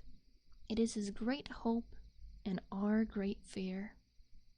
Why wasn't it destroyed? Cried Frodo. And how did the enemy even come to lose it? He was so strong, and it was so precious to him. He clutched the ring in his hand, and if he saw already dark figures stretching out to seize it. It was taken from him, said Gandalf. The strength of the elves to resist him was greater long ago. Not all men were estranged from them. The men of Westernesse came to their aid. That is a chapter of ancient history, which it might be good to recall, for there was sorrows then too, and gathering dark, but great valor, and great deeds that were not wholly vain. One day, perhaps, I will tell you all the tale, or you shall hear it told in full by one who knows it best. But for the moment, since most of all you need to know how this thing came to you, and that will be tale enough, this is all that I will say. It was Gil-galad, Elven king, and Elendil of Westernesse who overthrew Sauron, though they themselves perished in the deed. And Isildur, Elendil's son, cut the ring from Sauron's hand and took it for his own. Then Sauron was vanquished and his spirit fled, and was hidden for long years, till his shadow took shape again in Mirkwood. But the ring was lost, fell into the great river Anduin, and vanished, for Isildur was marching north alongside the east banks of the river. Near the Gladden fields he was waylaid by the orcs of the mountains, and almost all his folks were slain. He leaped into the waters, but the ring slipped from his fingers as he swam. Then the orcs saw him and killed him with arrows. Gandalf paused. And there in the dark pools amid the Gladden fields, he said, the ring passed out of knowledge and legend. Even so much of its history is known now only to a few. The council of the wise could discover no more. But at last I can carry on the story, I think. Long after, still very long ago, there lived by the banks of the great river on the edge of Wilderland a clever-handed and quick-footed little people. I guess they were of hobbit kind, akin to the fathers of the Stoors. They loved the river. They often swam in it or made little boats of reeds. There was among them a family of high repute, for it was large and wealthier than most, and it was ruled by a grandmother of the folk, stern and wise in old lore, such as they had. The most inquisitive and curious-minded of that family was called Smeagol. He was interested in roots and beginnings. He dived into deep pools and burrowed under trees. In growing plants, he tunneled into green mounds, and he ceased to look up at the hilltops, or the leaves on trees, or the flowers opening in the air. His head and his eyes were downward. He had a friend called Dagol, of similar sort, sharper eyes, but not so quick and strong. On a time they took a boat and went down to the Gladden fields, where there were great beds of iris and flowering reeds. There Smeagol got out and went nosing about the banks, but Deagle sat in the boat and fished. Suddenly a great fish took his hook. Before he knew where he was dragged out and down into the water to the bottom. Then he let go of his line, and he thought he saw something shining in the riverbed, and holding his breath he grabbed it. Then he came sputtering, with weeds in his hair and a handful of mud, and he swam to the bank, and behold, when he washed the mud away, there in his hand lay a beautiful golden ring, and it shone and glittered in the sun, so that his heart was glad. But Smeagol had been watching from behind a tree, and Dagol gloated over his ring. Smeagol came softly up behind. "Give me that, Deagle, my love," said Smeagol, over his friend's shoulder. "Why?" said Deagle. "Because it's my birthday, my love, and I wants it," said Smeagol. "I don't care," said Deagle. "I have given you a present already, more than I could afford. I found this, and I'm going to keep it." "Oh, you are indeed, my love," said Smeagol, and he caught Deagle by the throat and strangled him, because the gold looked so bright and beautiful. Then he put the ring on his finger. No one ever found out what had become of Deagle. He was murdered far from home, and his body was cunningly hidden. But Smeagol returned alone, and he found that none of his family could see him when he was wearing the ring. He was very pleased with his discovery, and he concealed it, and he used it to find out secrets, and he put his knowledge to crooked and malicious uses. He became sharp-eyed and keen-eared for all that was hurtful. The ring had given him power according to his stature. It was not to be wondered at that he became very unpopular and was shunned, when visible, by all his relations. Hello, Angel. Welcome and hope you well today. And Hobbit as well. They kicked him, and he bit their feet. He took to thieving, and going about muttering to himself, and gurgling in his throat, so they called him Gollum, and cursed him, and told him to go far away, and his grandmother, desiring peace, expelled him from the family, and turned him out of her hole. He wandered in loneliness, weeping a little for the hardness of the world, and he journeyed up the river till he came to a stream that flowed down from the mountains. He went that way. He caught fish in the deep pools that invisible fingers and ate them raw. One day it was very hot, and as he was bending over a pool, he felt a burning on the back of his head, and a dazzling light from the water pained his wet eyes. He wondered at it, for he had almost forgotten about the sun. Then for the first time he looked up and shook his fist at her.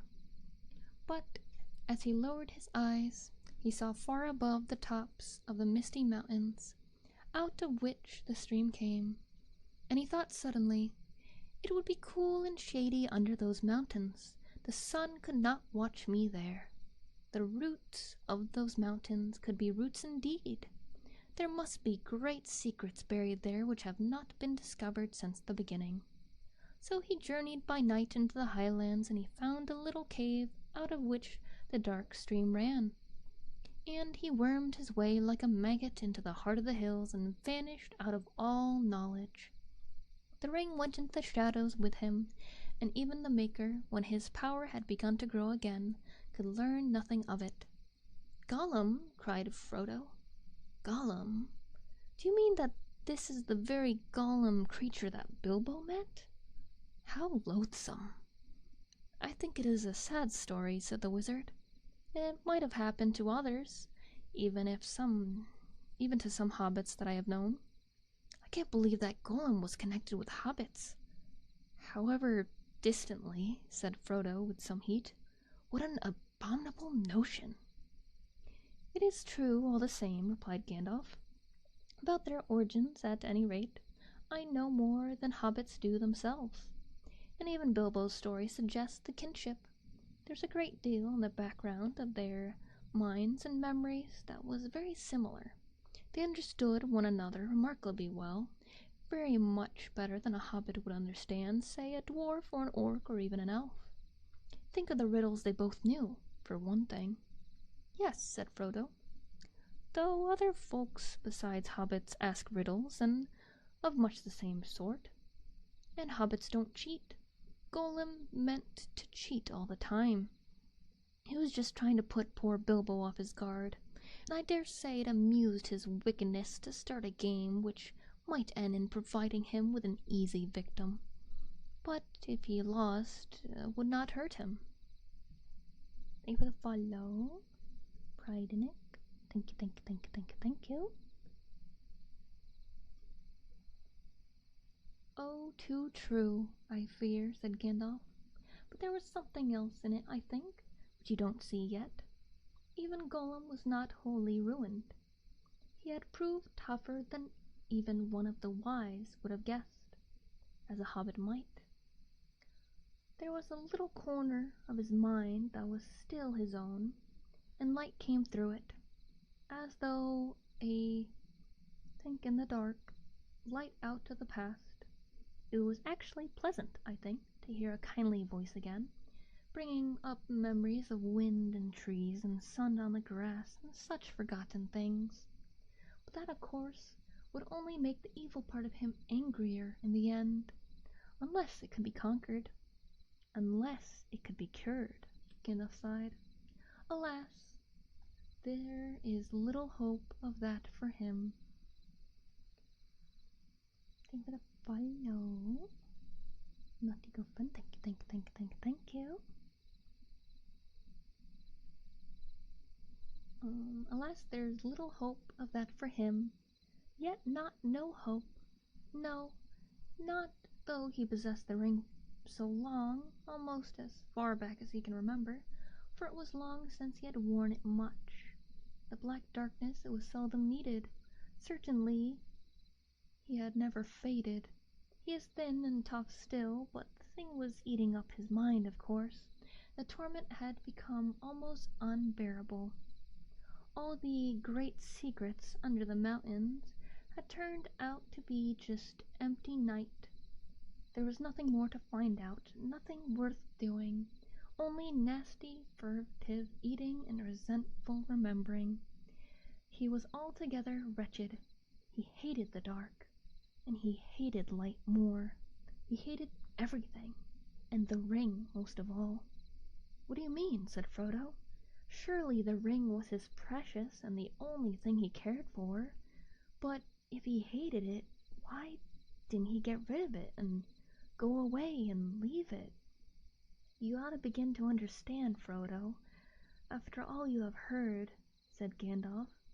"He hated it and loved it, as he hated and loved himself. He could not get rid of it. He had no will left in the matter. A ring of power looks after itself, Frodo. It may slip off treacherously, but its keeper never abandons it. At most he plays with the idea of handing it on to someone else's care, and that only at an early stage, when it first begins to grip. But as far as I know, Bilbo alone in history has ever gone beyond playing and really done it. He needed all my help too, and even so, he would never have just forsaken it or cast it aside.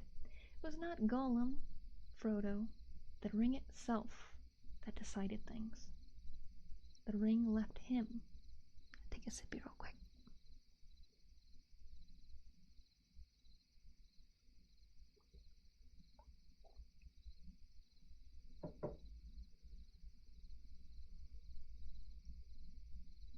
"What, just in time to meet Bilbo?" said Frodo.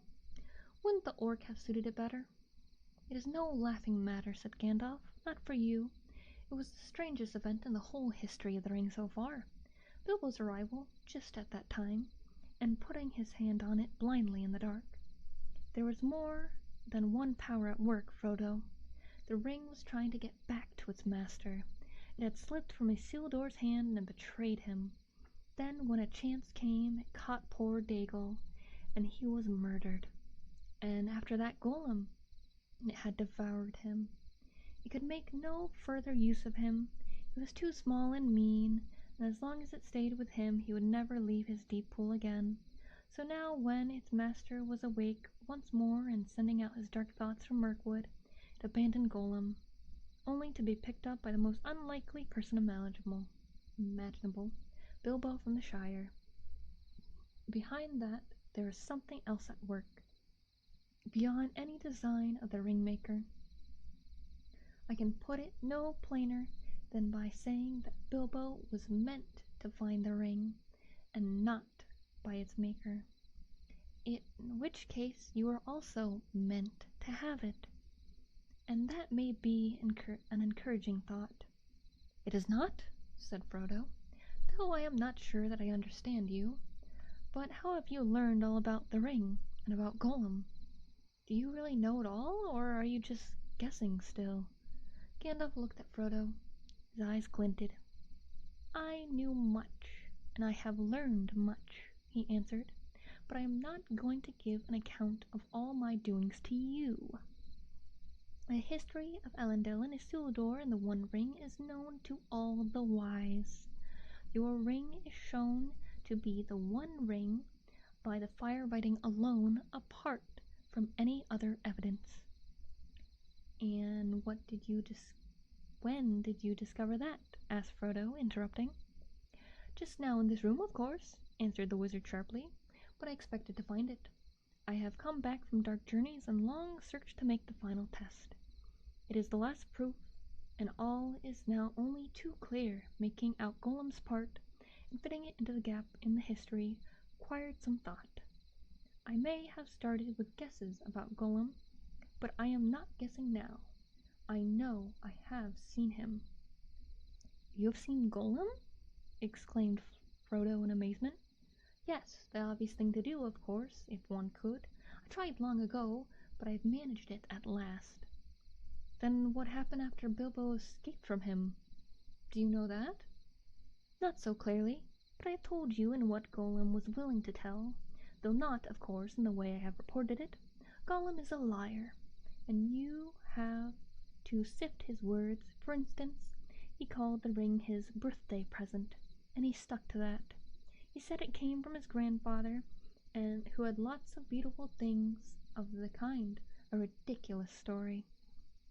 I have no doubt that Smeagol's grandmother was a matriarch, a great person in her way, but to talk of her possessing many elven rings was absurd, and as for giving them away, it was a lie, but a lie with a grain of truth. The murder of Dagal haunted Golem, and he had made up a defense, repeating it to his precious over and over again, and he gnawed bones in the dark until he almost believed it. It was his birthday. Dagal ought to have given the ring to him. It had previously turned up just so as to be a present. It was his birthday present, and so on and on. Thank you for the follow. JC Lime, thank you. I endured him as long as I could, but the truth was desperately important, and in the end, I had to be harsh. I put the fear of fire on him, and wrung the true story out of him bit by bit, together with much snivelling and snarling. He thought he was misunderstood and ill-used, but when he had at last told me his history, as far as the end of the riddle game and Bilbo's escape, he would not say any more except in dark hints. Some other fear was on him greater than mine. He muttered that he was going to get his own back.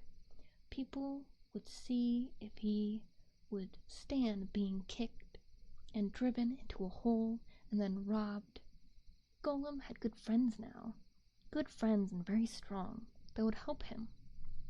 Baggins would pay for it. That was his chief thought. He hated Bilbo and cursed his name. What is more, he knew where he came from. But how did he find that out? Said Bilbo. Well, as for his name, Bilbo very foolishly told Gollum himself, and after that it would not be difficult to discover his country once Gollum came out. Oh yes, he came out. His longing for the ring proved stronger than his fear of the orcs, or even the light. After a year or two he left the mountain. You see, though still bound by desire of it, the ring was no longer devouring him. He began to revive a little. He felt old, terribly old, yet less timid, and he was mortally hungry. Light of sun and moon, he still feared and hated, and he always will, I think. But he was cunning. He found he could hide from daylight and moonshine, made his way swiftly and softly by dead of night, with his cold, pale eyes, and catch small, frightened, or unwary things. He grew stronger and bolder, and knew food and new air. He found his way into Mirkwood as one would expect. Is that where you found him? Asked Frodo. I saw him there, answered Gandalf. But before that he had wandered far, following Bilbo's trail. It was difficult to learn anything from him, for certain, for his talk was constantly interrupted by curses and threats. What had it got in its pockets? He said. It wouldn't say. No, precious. Little cheat. Not a fair question. It cheated first. It did. It broke the rules. We ought to have squeezed it. Yes, precious. As we will, precious. This is a sample of his talk. I don't suppose you want any more. I had weary days of it. But from hints dropped among the snarls, I even gathered that his padding feet had taken him at last Esgaroth, and even to the streets of Dale, listening secretly and peering. Well, the news of the great events went far and wide in Wilderland, and many had heard of Bilbo's name, and knew where he was from. We had made no secret of our return journey to his home in the west. Gollum's sharp ears would soon learn what he wanted. Then why didn't he track Bilbo further? Asked Frodo. Why didn't he come to the Shire? Ah, said Gandalf. Now we come to it. I think Gollum tried to. He set out and came back westward as far as the Great River, but then he turned aside. He was not daunted by the distance, I am sure. No, something else drew him away. So my friends think, those that hunted him for me, The wood elves tracked him first, an easy task for them, for his trail was still fresh then. Through Mirkwood and back again it leads them, though they never caught him. The wood was full of the rumor of him, dreadful tales even among beasts and birds. The woodmen said that there was some new terror abroad, a ghost that drank blood. It climbed trees to find nests, it crept into holes to find the young, it slipped through windows to find cradles. But at the western edge of Mirkwood the trail turned away. It wandered off southwards and passed out of the wood elf's ken and was lost. And then I made a great mistake. Yes, Frodo, and not the first, though I fear it may prove the worst. I let the matter be. I let him go, for I had much else to think of at the time. I still trusted the lore of Saruman. Well, that was years ago. I have paid for it since with many dark and dangerous days.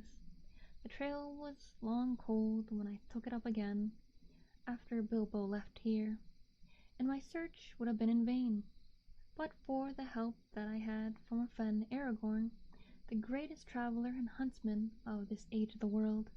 Together we sought for Gollum down the whole length of Woodland, without hope and without success. But at last, when I had given up the chase and turned to the parts, Gollum was found. My friend returned out of the great perils, bringing the miserable creature with him. What he had been doing he would not say. He only wept and called us cruel, with many a Gollum in his throat. And when he pressed him he whined and cringed, and rubbed his long hands, licking his fingers as if they pained him, as if he remembered some old torture. But I am afraid there is no possible doubt. He had made his slow, sneaking way, step by step, mile by mile, south down at last to the land of Mordor. A heavy silence fell in the room. Frodo could hear his heart beating. Even outside everything seemed still. No sound of Sam Shears could now be heard. Yes, to Mordor, said Gandalf. Alas, Mordor draws all wicked things, and the dark power was bending all its will to gather them there. The ring of the enemy would leave its mark too, leave him open to the summons, and all folk were whispering then of the new shadow in the south, and its hatred of the west. There were his fine new friends who would help him with his revenge. Wretched fool! In that land he would learn much, too much, for his comfort, and sooner or later, as he lurked and pried on the borders, he would be caught and taken for examination. That was the way of it, I fear. When he was found, he had already been there long, and was on his way back, on some errand of mischief. But that does not matter much now. His worst mischief was done. Yes, alas, though him the enemy has learned that the one had been found again, he knows where Isildur fell.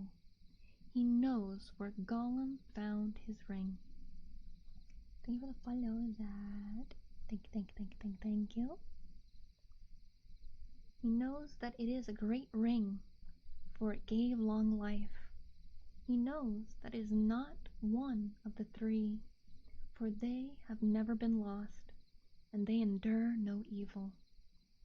He knows that it is not one of the 7, or the 9, for they are accounted for.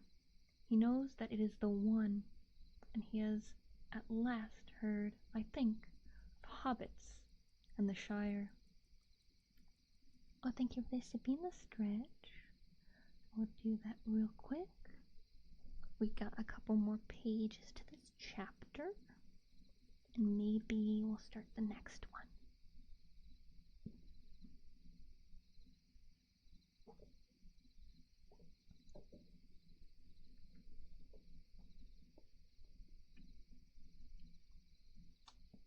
Oh, my neck. I'm glad you guys have been enjoying the story so far.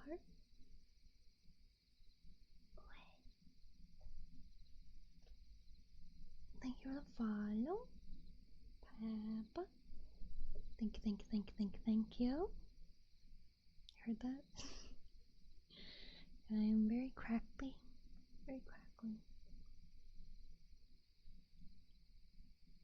Okay.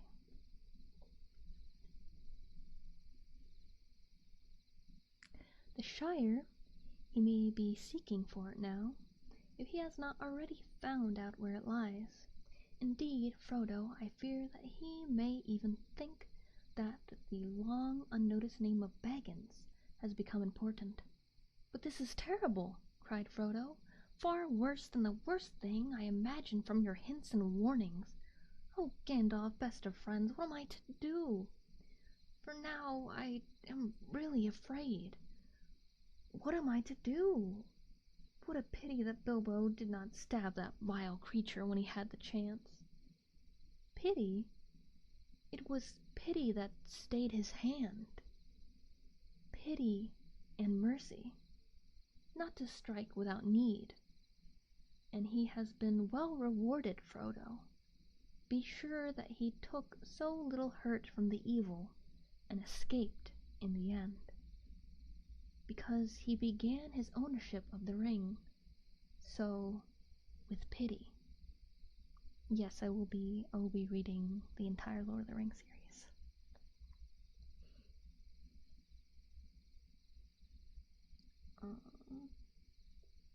I'm sorry, said Frodo, but I'm frightened, and I do not feel any pity for Gollum. You have not seen him, Gandalf broke in.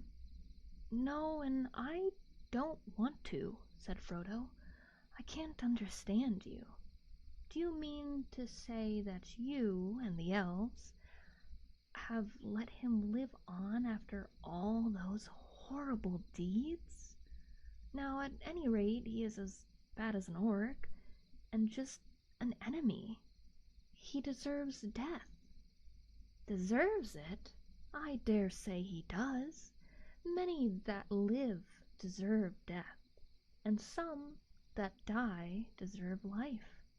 Can you give it to them? Then do not be too eager to deal out death in judgment, for even the very wise cannot see all ends. I have not much hope that Gollum can be cured before he dies, but there is a chance for it, and he is bound up with the fate of the ring. My heart tells me that he has some part to play yet, for good or ill, before the end, and when that comes, the pity of Bilbo may rule the fate of many. Yours, not least. In any case, we did not kill him. He is very old and very wretched. The wood elves have him in prison, and they treat him with such kindness as they can find it in their wise hearts. All the same, said Frodo, even if Bilbo could not kill Gollum, I wish he had not kept the ring. I wish he had never found it, and that I had not got it. Why did you let me keep it? Why don't you make me throw it away or destroy it? Let you? Make you? Said the wizard. Haven't you been listening at all to what I have said? You are not thinking of what you are saying. But as for throwing it away, that was obviously wrong. These rings have a way of being found. In evil hands it might have done great evil. Worst of all, it might have fallen to the hands of the enemy. Indeed, it certainly would, for this is the one, and he is exerting all his power to find it or to draw it to himself. Of course, my dear Frodo, it was dangerous for you, and that has troubled me deeply. But there was so much at stake that I had to take some risk, even though when I was far away, there has never been a day where the Shire has not been guarded by watchful eyes. As long as you never used it, I did not think that the ring would have any lasting effect on you. Not for evil, not at any rate for a very long time. And you must remember that 9 years ago, when I last saw you, I still knew little for certain. Why not destroy it? As you say, should have been done long ago, cried Frodo again. If you had warned me, or even sent me a message, I would have done away with it. Would you? How would you do that? Have you ever tried? No? But I suppose one could hammer it, or melt it. Try, said Gandalf. Try now. Frodo drew the ring out of his pocket again and looked at it. It now appeared plain and smooth, without mark or device that he could see. The gold looked very fair and pure, and Frodo thought how rich and beautiful was its color, how perfect was its roundness.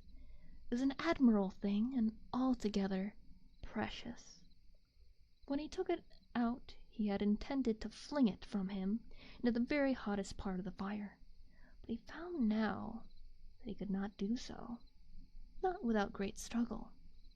He weighed the ring in his hand, hesitating, and forcing himself to remember all that Gandalf had told him, and then with an effort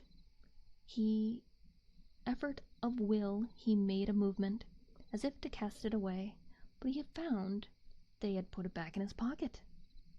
Gandalf laughed grimly.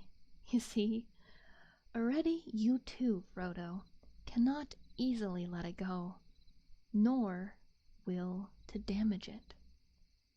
And I could not make you, except by force, which would break your mind.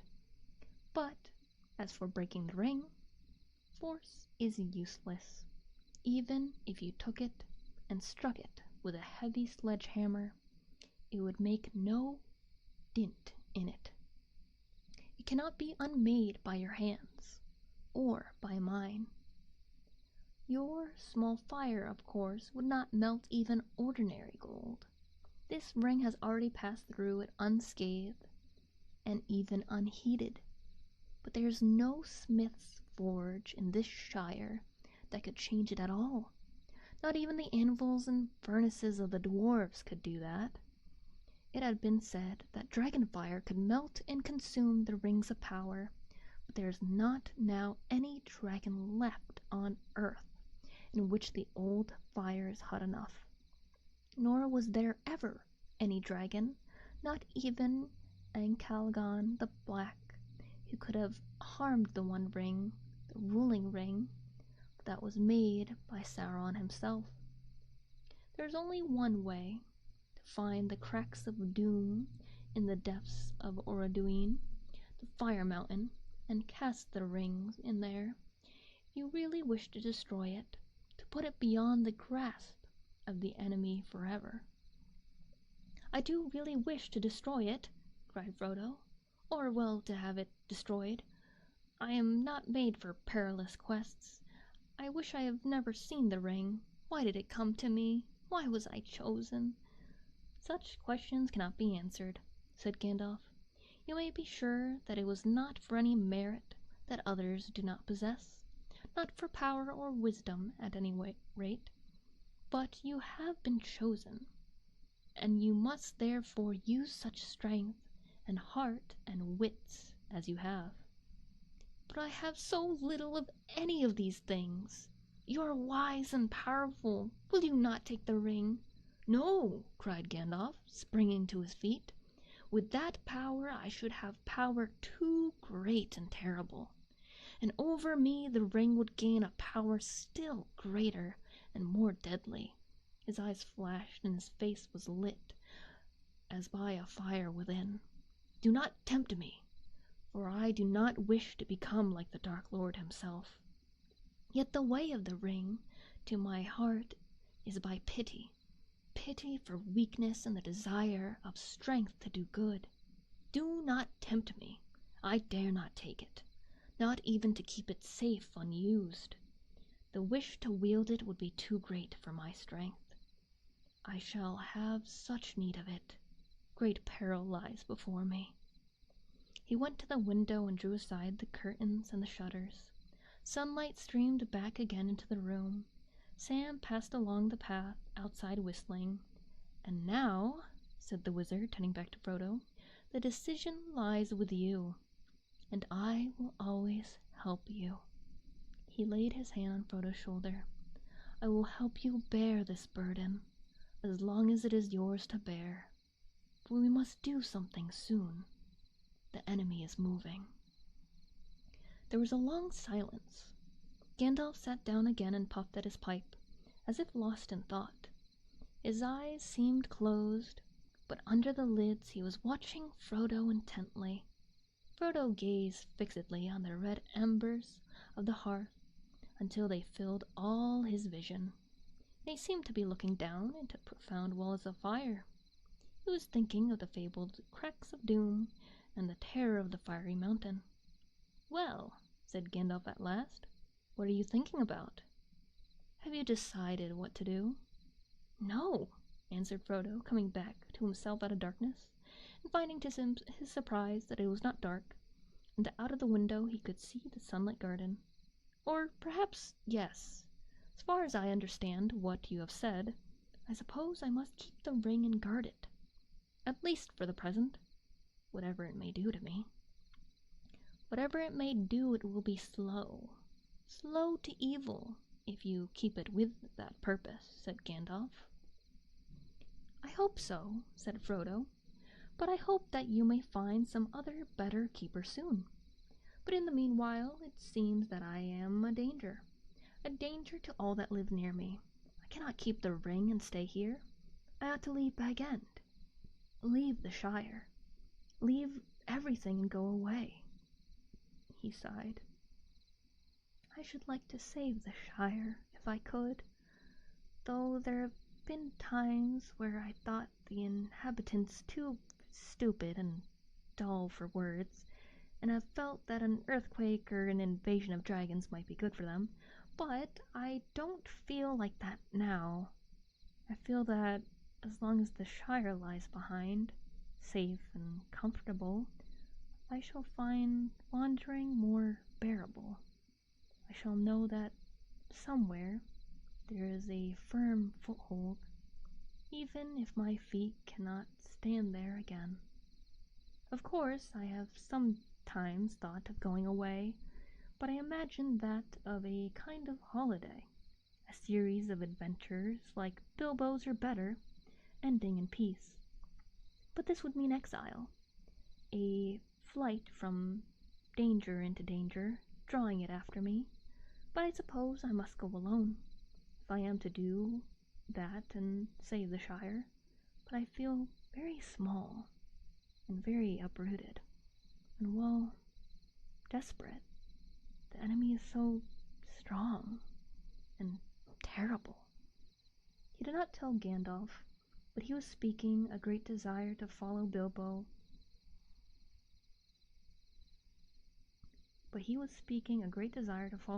Flamed up in his heart, to follow Bilbo and even perhaps to find him again. It was so strong that it overcame his fear. He could almost have run out there and then down the road without his hat, as Bilbo had done on a similar morning long ago.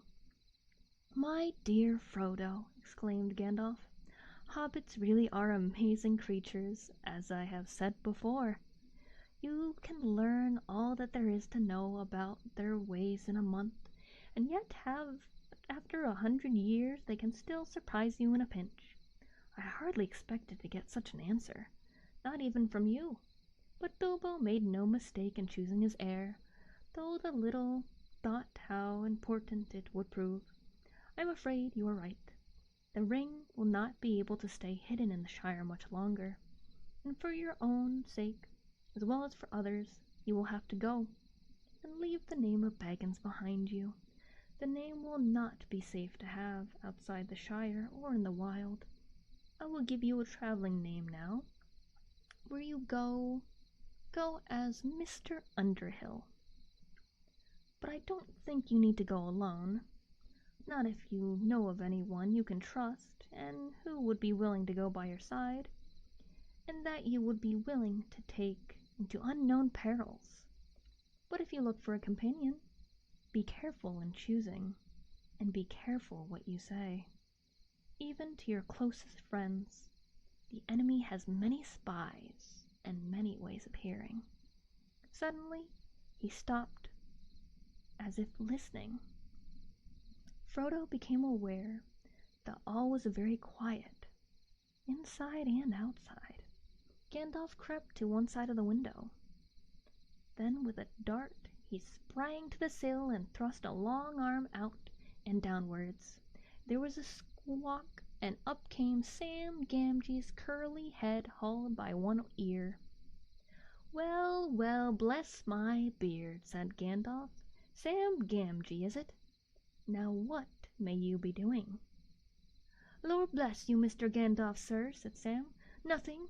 Leastways, I was just trimming the grass border under the window, if you follow me." He picked up his shears and exhibited them as evidence. "I don't," said Gandalf grimly. "Is it some time since I heard the sound of your shears? How long have you been eavesdropping?" "Eavesdropping, sir? I don't follow you, beg your pardon. There ain't no eaves at Bag End, and that's a fact." "Don't be a fool. What have you heard, and why did you listen?" Gandalf's eyes flashed and his brows stuck out like bristles. "Mr. Frodo, sir!" cried Sam, quaking. "Don't let him hurt me, sir. Don't let him turn me into anything unnatural. My old dad would take on so. I meant no harm, on my honor, sir." "He won't hurt you," said Frodo, hardly able to keep from laughing, although he was himself startled and rather puzzled. "He knows as well as I do that you mean no harm. But just you up and answer his questions straight away." "Well, sir," said Sam, dithering a little, "I heard a deal, and I didn't rightly understand about an enemy and rings, and Mr. Bilbo, sir, and dragons, and the fiery mountain, and elves, sir. I listened because I couldn't help myself, and you know what I mean. Lord bless me, sir, but I do love tales of that sort, and I believe them too, whatever Ted may say. Elves, sir, I would dearly love to see them. Could you take me to see elves, sir, when you go?" Suddenly Gandalf laughed. "Come inside," he shouted, and putting out both his arms he lifted the astonished Sam, shears, grass clippings and all, right through the window, and stood him on the floor. "Take you to see elves, eh?" he said, eyeing Sam closely, but with a smile flickering on his face. "So you heard that Mr. Frodo is going away?" "I did, sir, and that's why I choked, which you'd heard seemingly. I tried not to, sir, but it burst out of me. I was so upset." "It can't be helped, Sam," said Frodo sadly. He had suddenly realized that flying from the Shire would mean more painful partings than merely saying farewell to the familiar comforts of Bag End. "I shall have to go, but—" and here he looked hard at Sam. "If you really care about me, you will keep that dead secret, see? If you don't, if you even breathe a word of what you've heard here, then I hope Gandalf will turn you into a spotted toad and fill the garden full of grass snakes." Sam fell to his knees trembling. "Get up, Sam," said Gandalf. "I have thought of something better than that. Something to shut your mouth and punish you properly for listening. You shall go away with Mr. Frodo." "Me, sir?" cried Sam, springing up like a dog invited for a walk. "Me go to see elves and all? Hooray!" he shouted, and then burst into tears. That was chapter 2. Good morning, Nexus. He's doing reading. Somebody dropping some eaves? No eaves. But you're doing such an awesome job of reading, by the way. It's not easy to read for so long and so fluidly. Yeah, I do my best. I'm glad you like. Because we are going on to 3 hours. I heard Bee not too long ago. I heard her walking in. I heard her nose. I am, however, out of water. I will be right back real quick to get more water. And we will start on chapter 3. I'm not sure if we'll be able to finish it.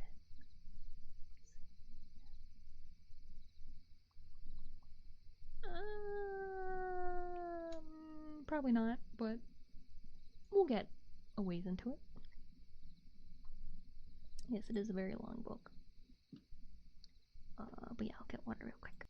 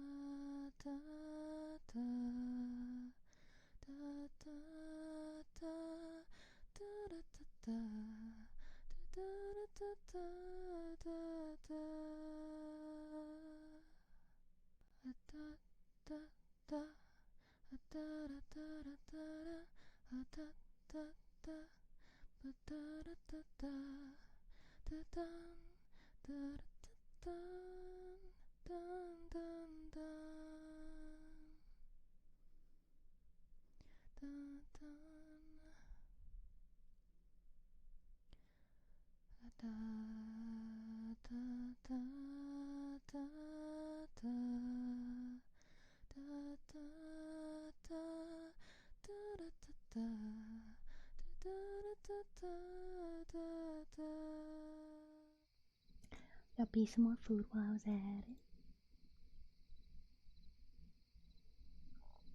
Pretty chill vibes to start the day. I appreciate you. I'm glad you enjoy. It's a long book and we haven't even started walking yet. I know. We are on page 64 out of 398. Fucking rock bear. Rock? Going to be up on YouTube, just in case we miss some of them. Yes, as long as I don't get in trouble for them, because I know some people will like report readings, but I dual stream to Twitch and YouTube at the same time, so the VOD will be up immediately after the end of the stream. Okay, chapter 3. 3 is company. You ought to go quietly, and you ought to go soon, said Gandalf. 2 or 3 weeks had passed, and still Frodo made no sign of getting ready to go. Oh, rock and roll bear? I was like, huh? I know, but it is difficult to do both, he objected. If I just vanish like Bilbo, the tale will be all over the Shire in no time. Of course you mustn't vanish, said Gandalf. That wouldn't do at all. I said soon, not instantly. If you can think of any way of slipping out of the Shire without it being generally known, it would be worth a little delay. But you must not delay too long. What about the autumn? On or after our birthday? Asked Frodo. I think I could probably make some arrangements by then. To tell the truth, he was very reluctant to start, now that it had come to the point. Bag End seemed a more desirable residence than it had for years, and he wanted to savor as much as he could of his last summer in that shire. When autumn came, he knew that part, at least, of his heart would think more kindly of journeying, as it always did at that season. He had indeed privately made up his mind to leave on his 15th birthday, Bilbo's 128th. It seemed somehow the proper day on which to set out and follow him. Following Bilbo was uppermost in his mind, and the one thing that made the thought of leaving bearable. He thought as little as possible about the ring, and where it might lead him in the end, but he did not tell all his thoughts to Gandalf. What that wizard guessed was always difficult to tell. He looked at Frodo and smiled. Very well, he said. I think that will do, but it must not be any later. I'm getting very anxious. In the meanwhile, do take care, and don't let out any hint of where you are going. And see that Sam Gamgee does not talk. If he does, I really shall turn him into a toad. As for where I'm going, said Frodo, it'd be difficult to give that away, for I have no clear idea myself yet. Don't be absurd, said Gandalf. I am not warning you against leaving an address at the post office, but you are leaving the Shire, and that should not be known until you are far away. And you must go, or at least set out, either north, south, west, or east, and the direction should certainly not be known. I have been so taken up with the thoughts of leaving Bag End and of saying farewell that I have never even considered the direction, said Frodo. From where am I to go? And by what shall I steer? What is to be my quest? Bilbo went to find a treasure, there and back again, but I go to lose one and not return, as far as I can see. But you cannot see very far, said Gandalf. Neither can I. It may be your task to find the cracks of doom, and that quest may be for others. I do not know. At any rate, you are not ready for that long road yet. No, indeed, said Frodo. But in the meantime, what course am I to take? Towards danger, but not too rashly, nor too straight, answered the wizard. If you want any advice, make for Rivendell. That journey should not prove too perilous, though the road is less easy than it was, and it will grow worse as the year fails. Rivendell, said Frodo. Very good. I will go east, and will make for Rivendell. I shall take Sam to visit the elves. He will be delighted. He spoke lightly, but his heart was moved suddenly with a desire to see the house of Elrond, half elven, and breathe the air of that deep valley where many of the fair folk still dwelt in peace. One summer's evening, an astonishing piece of news reached the ivy bush and green dragon. Giants and other portents of the borders of the Shire were forgotten for most important matters. Mr. Frodo was selling Bag End. Indeed, he had already sold it to the Sackville Bagginses. I don't remember them doing that. Why them? For a nice bit, too, said some. at a bargain price, said others, and that's more likely when Mistress Lobelia's the buyer. Otho had died some years before, at the ripe but disappointed age of 102. Just why Mr. Frodo was selling his beautiful whole was even more debatable than the price. A few held the theory, supported by the nods and hints of Mr. Baggins himself, that Frodo's money was running out. He was going to leave Hobbiton and live in a quiet way on the proceeds of the sale down in Buckland among the Brady Buck relations.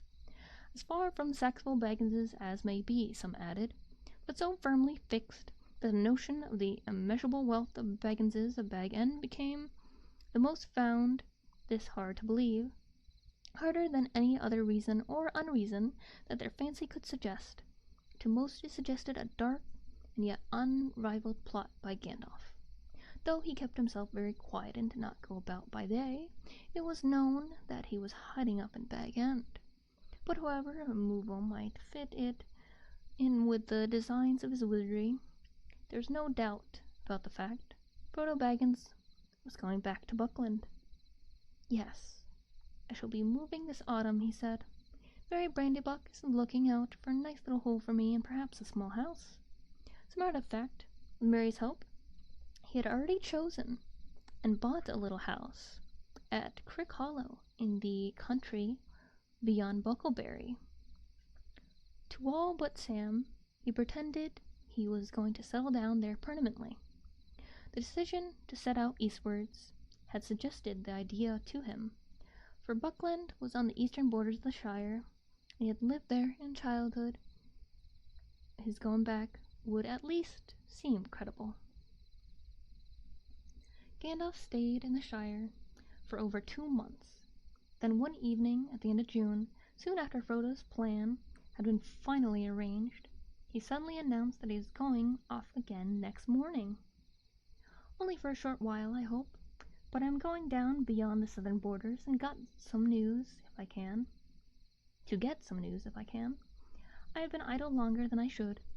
He spoke lightly, but it seemed to Frodo he had looked rather worried. Has anything happened? He asked. Well, no, but I have heard something that has made me anxious and needs looking into. If I think it necessary for all of you to get off at once, I shall come back immediately, or at least send word. In the meanwhile, stick to your plan, but be more careful than ever, especially of the ring. Let me impress on you once more, don't use it. He went off at dawn. I may be back any day, he said. At the very least, I shall come back for the farewell party. I think after all, you may need my company on the road. At first Frodo was a good deal disturbed, and wondered often what Gandalf could have heard, but his easiness wore off, and in the fine weather he forgot his troubles for a while. The Shire had seldom seen so fair a summer, or so rich an autumn. The trees were laden with apples, honey was dripping in the combs, and the corn was tall and full. Autumn was well under way, before Frodo began to worry about Gandalf again. September was passing, and there was still no news of him.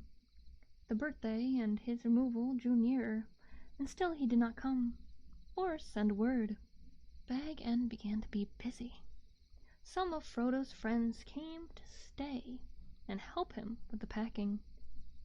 There was Fredegar Bolger and Folko Boffin, and of course his special friends, Pippin Took and Mary Brandybuck. Between them, they turned the whole place upside down. On September 20th, 2 covered carts went off laden to Buckland, conveying the furniture and goods that Frodo had not sold to his new home by way of the Brandywine Bridge. The next day, Frodo became really anxious and kept a constant lookout for Gandalf. Thursday, his birthday morning, dawned as fair and clear as it had long ago for Bilbo's great party. Still, Gandalf did not appear. In the evening, Frodo gave his farewell feast. It was quite small, just a dinner for himself and his 4 helpers, but he was troubled and felt in no mood for it. The thought that he would so soon have to part with his young friends weighed on his heart. He wondered how he would break it to them. The 4 younger hobbits were, however, in high spirits, and the party soon became very cheerful in spite of Gandalf's absence. The dining room was bare except for a table and chairs, and the food was good, and there was good wine. Frodo's wine had not been included in the sale to the Sackville Bagginses. Whatever happens to the rest of my stuff, when the SBs get their claws on it, at any rate, I have found a good home for this, said Frodo, as he drained his glass. It was the last drop of old Wanyards. When they had sung many songs and talked of many things they had done together, they toasted Bilbo's birthday, and they drank his health and Frodo's together according to Frodo's custom. Then they went out for a sniff of air and a glimpse of the stars, and then they went to bed. Frodo's party was over, and Gandalf had not come. Next morning they were busy packing another cart with the remainder of the luggage. Mary took charge of this, and drove off with Fatty, that is, Fredgar Bolgar. Someone must get there and warm the house before you arrive, said Mary. We'll see you later. The day after tomorrow, if you don't go to sleep on the way. Folko went home after lunch, and Pippin remained behind. Frodo was restless and anxious, listening in vain for a sound of Gandalf. He decided to wait after nightfall. After that, if Gandalf wanted him urgently, he would go to Crickhollow, and might even get there first. For Frodo was going on foot. His plan, for pleasure and a last look at the Shire as much as any other reason, was to walk from Hobbiton to Bucklebury Ferry, taking it fairly easy. I shall get myself a bit into training, too, he said, looking at himself in a dusty mirror in the half-empty hall. He had not done any strenuous walking for a long time, and the reflection looked rather flabby, he thought. After lunch, the Sackville Bagginses, Lobelia and her sandy-haired son Lotho, turned up, much to Frodo's annoyance. "Ours at last," said Lobelia, as she stepped inside. It was not polite, nor strictly true, for the sale of Bag End did not take effect until midnight. But Lobelia can perhaps be forgiven. She had been obliged to wait about 77 years longer for Bag End than she had once hoped, and she was now 100 years old. Anyway, she had come to see that nothing she had paid for had been carried off, and she wanted the keys. It took a long while to satisfy her, as she had brought a complete inventory with her and went right through it. In the end she departed with Lotho and the spare key, and the promise that the other key would be left at the Gamgees in Bagshot Row. She snorted, and showed plainly that she thought the Gamgees capable of plundering the hole during the night. Frodo did not offer her any tea. He took his own tea with Pippin and Sam Gamgee in the kitchen. It had been officially announced that Sam was coming to Buckland, to do for Mr. Frodo look after his bit of garden, an arrangement that was approved by the gaffer, though it did not console him for his prospect of having Lobelia as a neighbor. "Our last meal at Bag End," said Frodo, pushing back his chair. They left, and the washing up for Lobelia, Pippin and Sam strapped up their 3 packs and piled them in the porch. Pippin went out for a last stroll in the garden. Sam disappeared. The sun went down. Bag End seemed sad and gloomy and disheveled.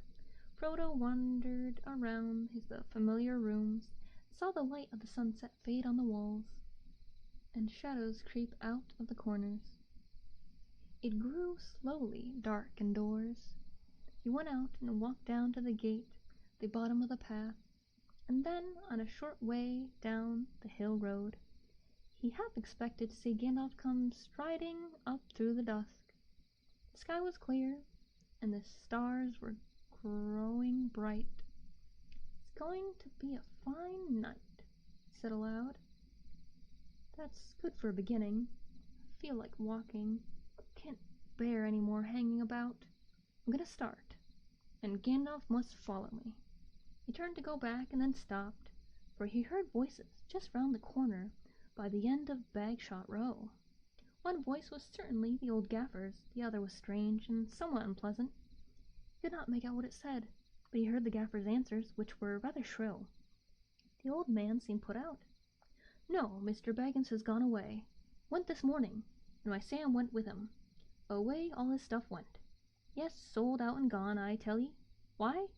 Why's none of my business or yours. Where to? That ain't no secret. He's moved to Bucklebury, or some other such place, away down yonder. Yes, it is a tidy way. I never been so far myself. They're queer folks in Buckland. No, I don't give no message. Good night to you." Footsteps went away down the hill. Frodo wondered vaguely why the fact that they did not come up the hill seemed a great relief. "I'm sick of questions and curiosity in my doings, I suppose," he thought. "What an inquisitive lot they all are." He had half a mind to go and ask the gaffer who the inquirer was, but he thought better or worse of it, and turned and walked quickly back to bed again. Thank you for the quickie, Sippy. Schmall? Me? I feel like I'm pretty big on the screen.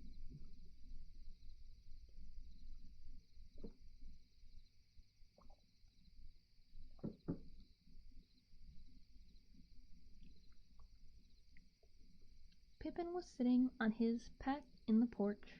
Sam was not there. Frodo stepped inside the door. "Sam," he called.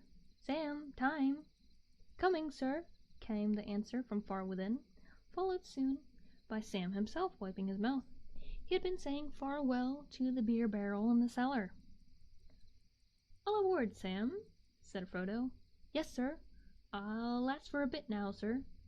Frodo shut and locked the round door and gave the key to Sam. "Run down with this to your home, Sam," he said. "Then cut along the row and meet us as quick as you can at the gate in the lane beyond the meadows. We are not going through the village tonight. Too many ears pricking and eyes prying." Sam ran at full speed. "Well, now we're off at last," said Frodo. They shouldered their packs and took up their sticks and walked round the corner to the west side of Bag End. "Bye," said Frodo, looking at the dark blank windows. He waved his hand, and then turned, and following Bilbo, if he had known it, hurried after Peregrine down the garden path. They jumped over the low place in the hedge at the bottom and took to the fields, passing into the darkness like a rustle in the grasses. At the bottom of the hill, on its western side, they came to the gate, opening to a narrow lane. There they halted and adjusted the straps of their packs. Presently Sam appeared, trotting quickly and breathing hard, his heavy pack and holstered high on his shoulders, and he had put on his head a tall, shapeless felt bag, which he called a hat. In the gloom he looked very much like a dwarf. "I'm sure you have given me all the heaviest stuff," said Frodo. "I pity snails, and all that carry their homes on their backs."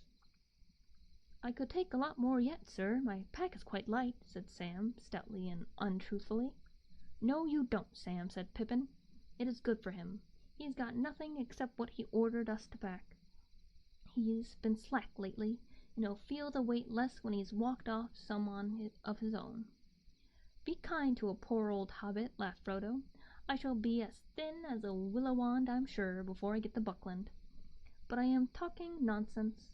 I expect you have taken more than your share, Sam, and I shall look into it at our next packing." He picked up his stick again. "Well, we all like walking in the dark," he said, "so let's put some miles behind us before bed." For a short way they followed the lane westwards, then leaving it they turned left and took quietly to the fields again. They went in single file along hedgerows and the borders of coppices? I don't know what that is. And night fell dark about them. In their dark cloaks they were invisible, as if they all had magic rings. Since they were all hobbits and were trying to be silent, they made no noise that even hobbits would hear. Even the wild things in the fields and woods hardly noticed their passing. After some time they crossed the water, went to Hobbiton by a narrow plank bridge. The stream was there no more than a winding black ribbon, bordered with leaning alder trees. A mile or two further south they hastily crossed the great road away from Brandywine Bridge. They were now in the Tookland, and bending southeastwards they made for the Green Hill country. As they began to climb its first slopes they looked back and saw the lamps in Hobbiton far off twinkling in the gentle valley of the water. Soon it disappeared in the folds of the darkened land, and was followed by Bywater beside its grey pool. When the light of the last farm was far behind, peeping among the trees, Frodo turned and waved his hand in farewell. "I wonder if I shall ever look down into that valley again," he said quietly. When they had walked for about 3 hours they rested. The night was clear, cool, and starry, but smoky like wisps of mist were creeping up by the hillsides from the streams and deep meadows. Thin-clad birches, swaying in the light wind above their heads, made a black net against the pale sky. They ate a frugal supper for hobbits, and then went on again. Soon they struck a narrow road that went rolling up and down, fading grey into the darkness ahead. The road to Woodhall and Stock and the Buckleberry Ferry climbed away from the main road in the Winter Valley, and wound over the skirts of the green hills towards Woody End, a wild corner of East Farthing. After a while they plunged into a deeply cloven track between tall trees and rustled their dry leaves in the night. It was very dark. At first they talked or hummed a tone softly together, being now far away from inquisitive ears. Then they marched on in silence, and Pippin began to lag behind. At last, as they began to climb a steep slope, he stopped and yawned. "I am so sleepy," he said, "but soon I shall fall down the road. Are you going to sleep on your legs? It's nearly midnight." "I thought you liked walking in the dark," said Frodo, "but there is no great hurry.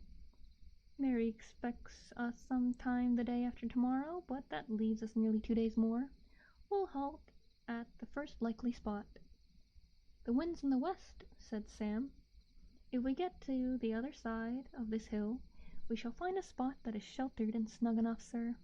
There's a dry fir wood just ahead, if I remember rightly."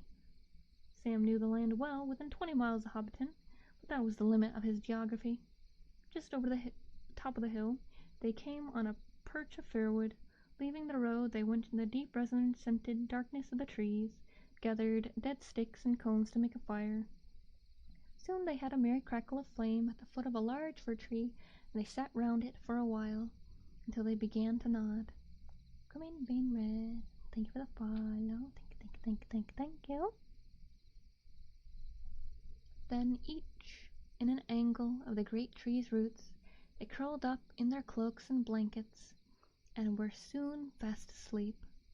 They set no watch. Even Frodo feared no danger yet, for they were still in the heart of the Shire. A few creatures came and looked at them when the fire had died away. Fox passed through the wood on business of his own, stopping several minutes and sniffed. Hobbits, he thought.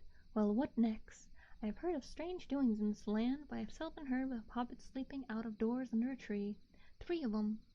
That's something mighty queer behind this. He was quite right, but he never found out any more about it.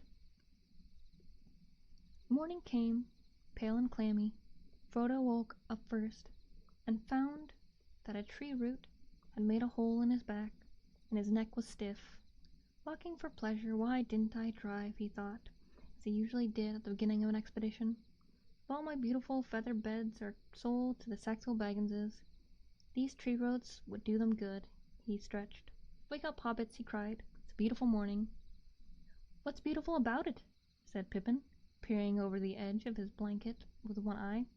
"Sam, get ready for breakfast for 9:30. Have you got the bath water hot?" Sam jumped up, looking rather bleary. "No, sir, I haven't, sir," he said. Frodo stripped the blankets from Pippin and rolled him over, and then walked off to the edge of the wood. Away eastward the sun was rising red out of the mists that lay thick on the world. touched with gold and red, and autumn trees seemed to be sailing rootless in the shadowy sea. A little below him, to the left of the road, ran down steeply into a hollow and disappeared. When he returned, Sam and Pippin had got a good fire going. "Water!" shouted Pippin. "Where's the water?" I don't keep water in my pockets," said Frodo.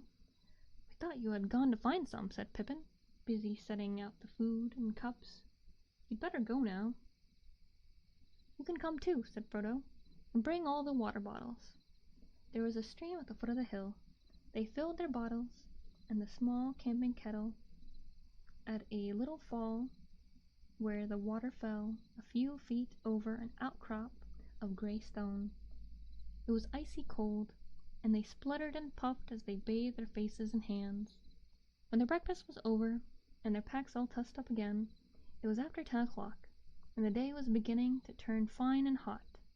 They went down the slope and across the stream where it dived under the road, and up the next slope, and up and down another shoulder of hills, and by the time their cloaks, blankets, water, food, and other gear already seemed a heavy burden.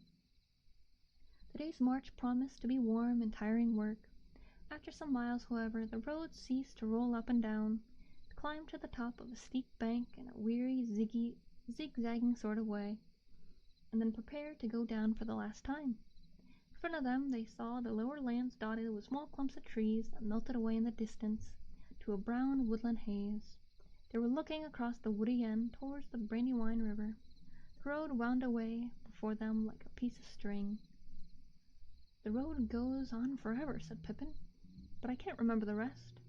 "It is high time for lunch." He sat down on the bank at the side of the road and looked away east into the haze, beyond which lay the river and the end of the shire in which he had spent all his life. Sam stood by him. His round eyes were wide open, for he was looking across lands he had never seen to a new horizon. "Do elves live in those woods?" he asked. "Not that I ever heard," said Pippin. Frodo was silent. He too was gazing eastward along the road, as if he had never seen it before. Suddenly he spoke aloud, but as if to himself, saying slowly, "The road goes ever on and on, down from the door where it began. Now far ahead the road has gone, and I must follow if I can, pursuing it with weary feet until it joins some larger way where many paths and errands meet, and whither then I cannot say." "Sounds like a little bit of Bilbo's rhyming," said Pippin. "Or is it one of your imitations? It does not sound altogether encouraging." "I don't know," said Frodo. "It came to me then, as if I was making it up, but I may have heard it long ago. Certainly it reminds me very much of Bilbo in the last years before he went away. He used often to say there was only one road, and it was like a great river. Springs were at every doorstep, and every path was its tributary. It's a dangerous business, Frodo, going out of your door," he used to say. "You step into the road, and if you don't keep your feet, there's no knowing where you might be swept off to. Do you realize that this is the very path that goes through Mirkwood, that if you let it, it takes you to the Lonely Mountain, or even further into worse places?" He used to say that on the path outside the front door began, especially after he had been out for a long walk. "Well, the road won't sweep me anywhere for an hour at least," said Pippin, unslinging his pack. The others followed his example, putting their packs against the bank and their legs out into the road. After a rest they had a good lunch, and then more rest. No problem, ended Worm. I hope you enjoy. I'm glad you enjoyed. I'm actually thinking of ending at that spot. There are 4 more pages to the end of the chapter. But you might have been able to tell I've been stumbling a bit more because my throat is starting to be not happy about me reading aloud.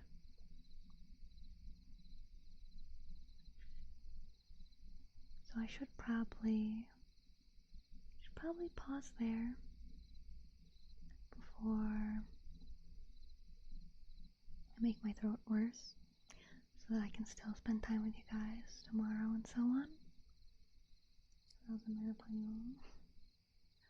But we are ending at the very top of page 73, which means we are nearly 1/4 of the way here, or 1/4 of the way through the book. Should we take a seating schedule? I've been changing it a bit lately, but I do post my schedule on like in my Discord, on Twitter, on YouTube, and on my website. But I usually stream 4 or 5 days?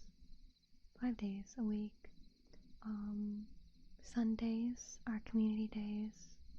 We play games together and watch movies and things. Hold on, let me have a drink.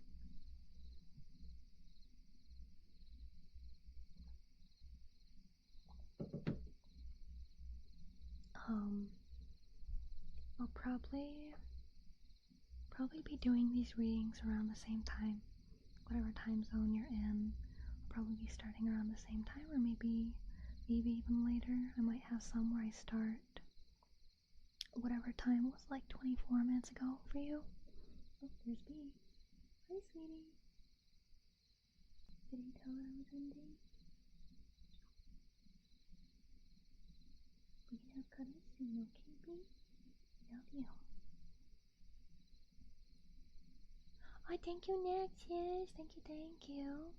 I'm definitely, because I really want to get through all the books. We're only on the first one of 3. Yes, sweetie. I'm definitely doing at least one reading a week.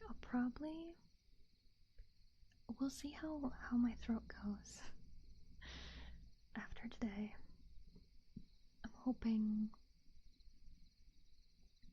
it'll be okay. After a night of rest. And if not, then we'll do some movies tomorrow instead of games. And we'll see how it is if that's the case, then we'll see how it is on Monday. Cause if I need to rest my voice for a bit after reading so much, then we'll probably be doing readings on either like Saturday or maybe like Monday. Because Fridays I like doing a regular ASMR session where I have like requests open and stuff for you guys as a reward after getting through another week. And we'll probably have Wednesday or Thursday I'll be doing my cozy game ASMRs.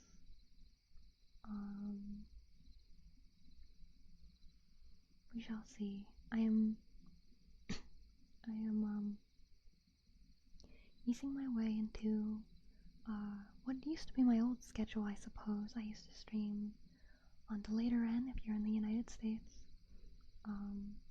because I do sleep aid ASMR, obviously, and for a while I was doing earlier streams, so like 4 hours before when I originally started today, and that was sleep aid for the European viewers, but it was still really late for them at that point.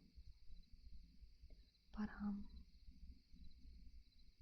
slowly figuring out, because I finally got something that helps me with sleep, with the magnesium, and I'm slowly creating a proper sleep schedule and schedule of working on everything. Because those of you who have only joined in today, I do all of my stuff myself. I drew and write my model, I draw the backgrounds, I do the assets for the chat boxes, I do my emotes overlays, I write scripts for my ASMR roleplays, I do most of my video editing. I get a little help here and there. Majority of it I still do myself. I do a lot, and it takes a lot of time.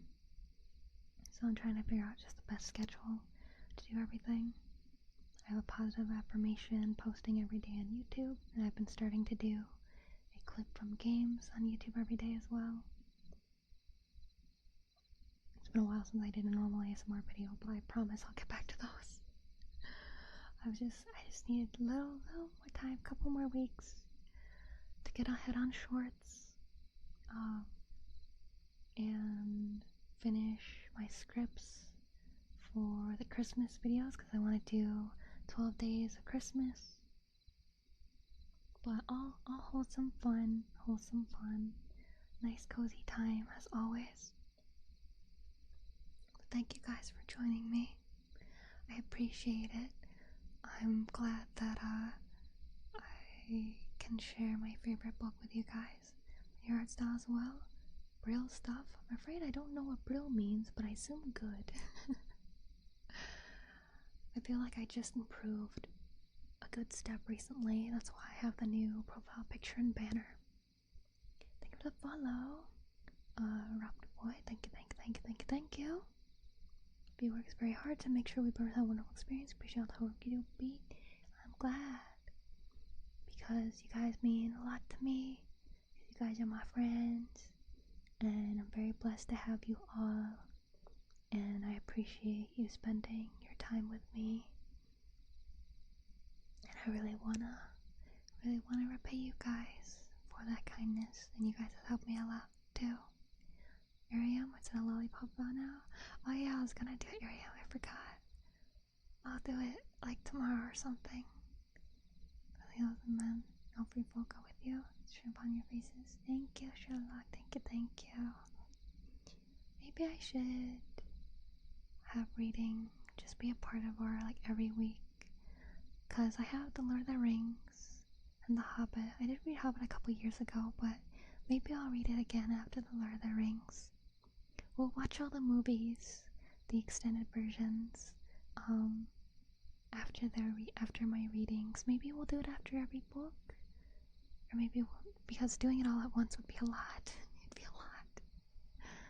But yeah, we have lots of fun times, fun, cozy, wholesome times ahead. Let me see if there's somebody I can raid. Anybody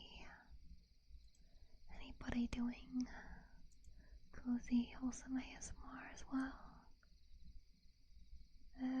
Man, I was hoping that the Gentle Fox was streaming because he does stories and is wholesome. I'm